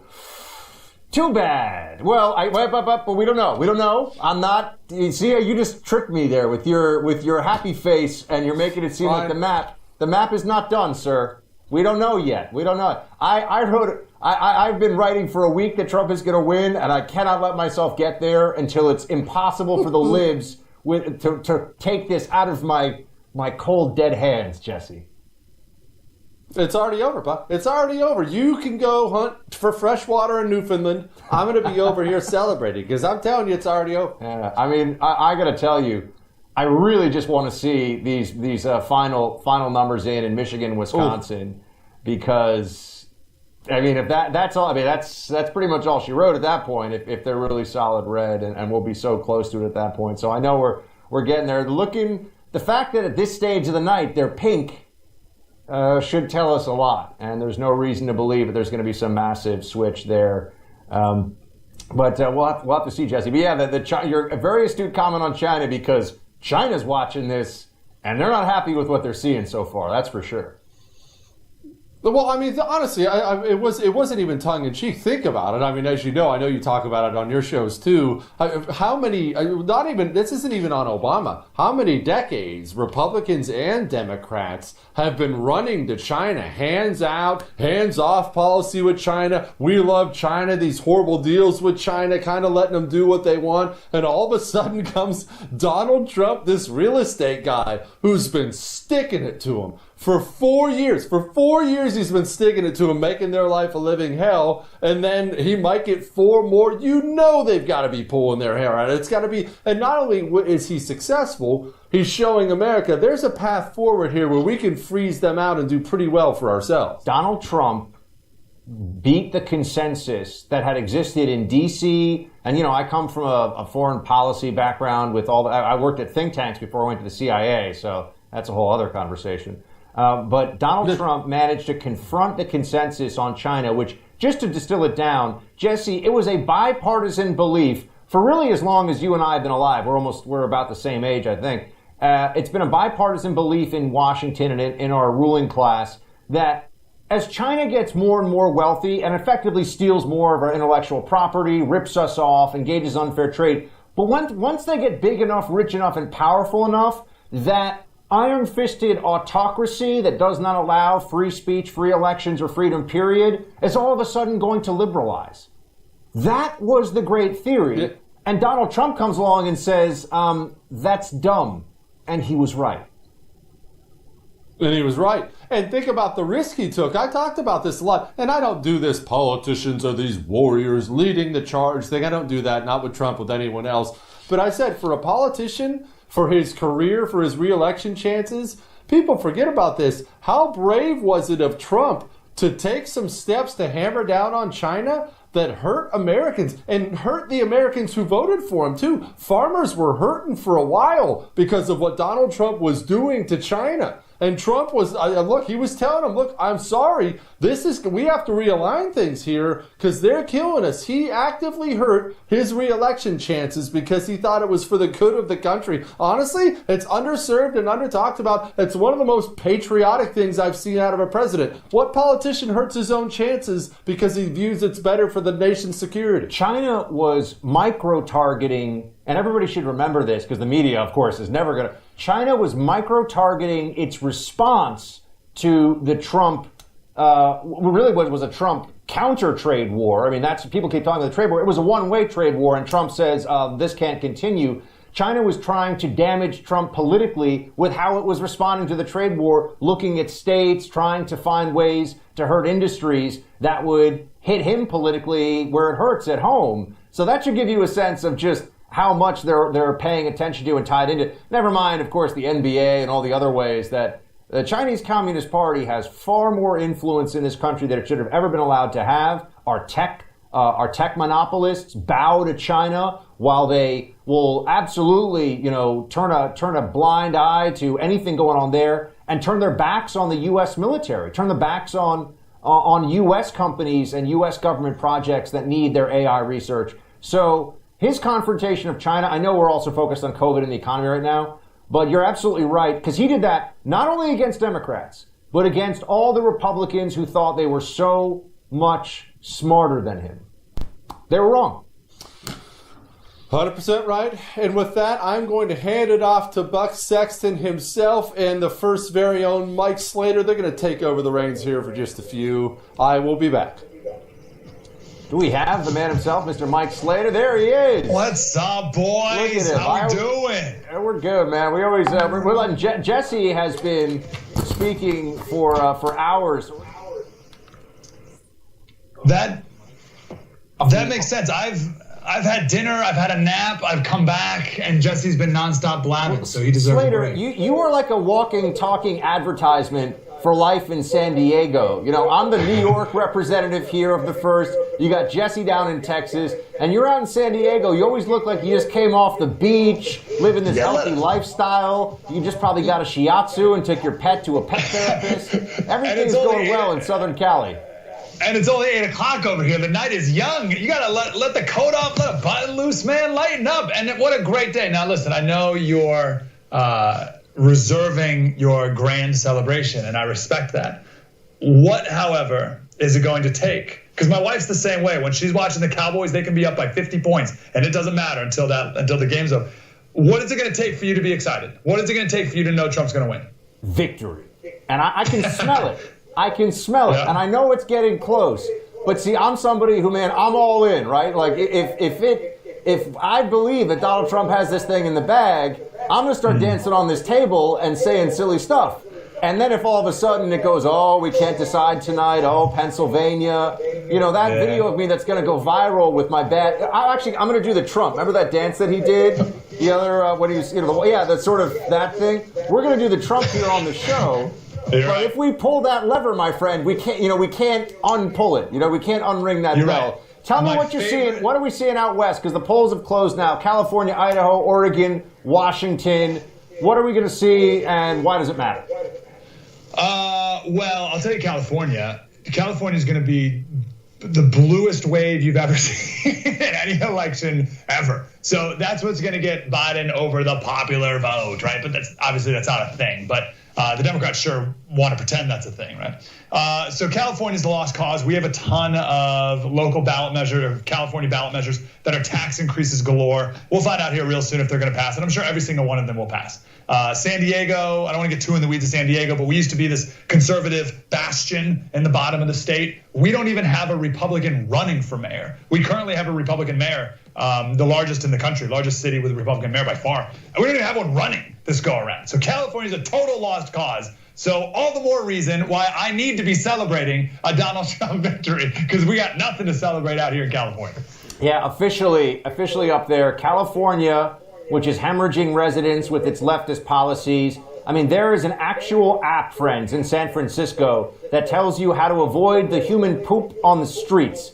That's what one of the most beautiful cities, I would argue, in America, maybe even the world, has been reduced to under these leftist policies. Los Angeles, there are homeless encampments that look like you're in some third world country, and they're not doing anything about it. California going very blue already. Oregon, despite Portland's insane Antifa antics and nonsense, as blue as it gets, and they've already called Washington State. I mean, what is it, Mike, with the left coast, the west coast? I mean, what's it going to take? Look, we all knew it was going to go Democrat. I'm not saying that. But what's it going to take just for them to see the light? How many of them have to move to Nevada and Texas and try to ruin those states before they realize maybe stop voting for a bunch of commies? It's unbelievable. Gavin Newsom's kids, there's 4 of them, between 4 and 11. They go to a private school that's now meeting in person. San Diego Unified, the second largest in the district, said maybe January 25th we'll go back to in person. So not only all those things you said, but flaming on fire hypocrites. I don't know. The only thing I can really think is there's enough money that they can really insulate themselves from the effects of what they're doing, right? Like the people who are in charge, the power brokers in charge, don't feel the ramifications of what they do. It's insane. I don't know what the tipping point is for California. The problem is when someone reaches their individual tipping point, they move to Texas, right? So they move out, and then the state gets bluer and bluer. The people who are staying will never get it right here in California. It's a lost cause. I know people get upset with me in California for saying that. It's a total lost cause. California used to be a red state. California used to be a red state. In our lifetime. Well, you're very young, but at least you young whippersnapper, in my lifetime, California was a red state and was reliably red in presidential elections.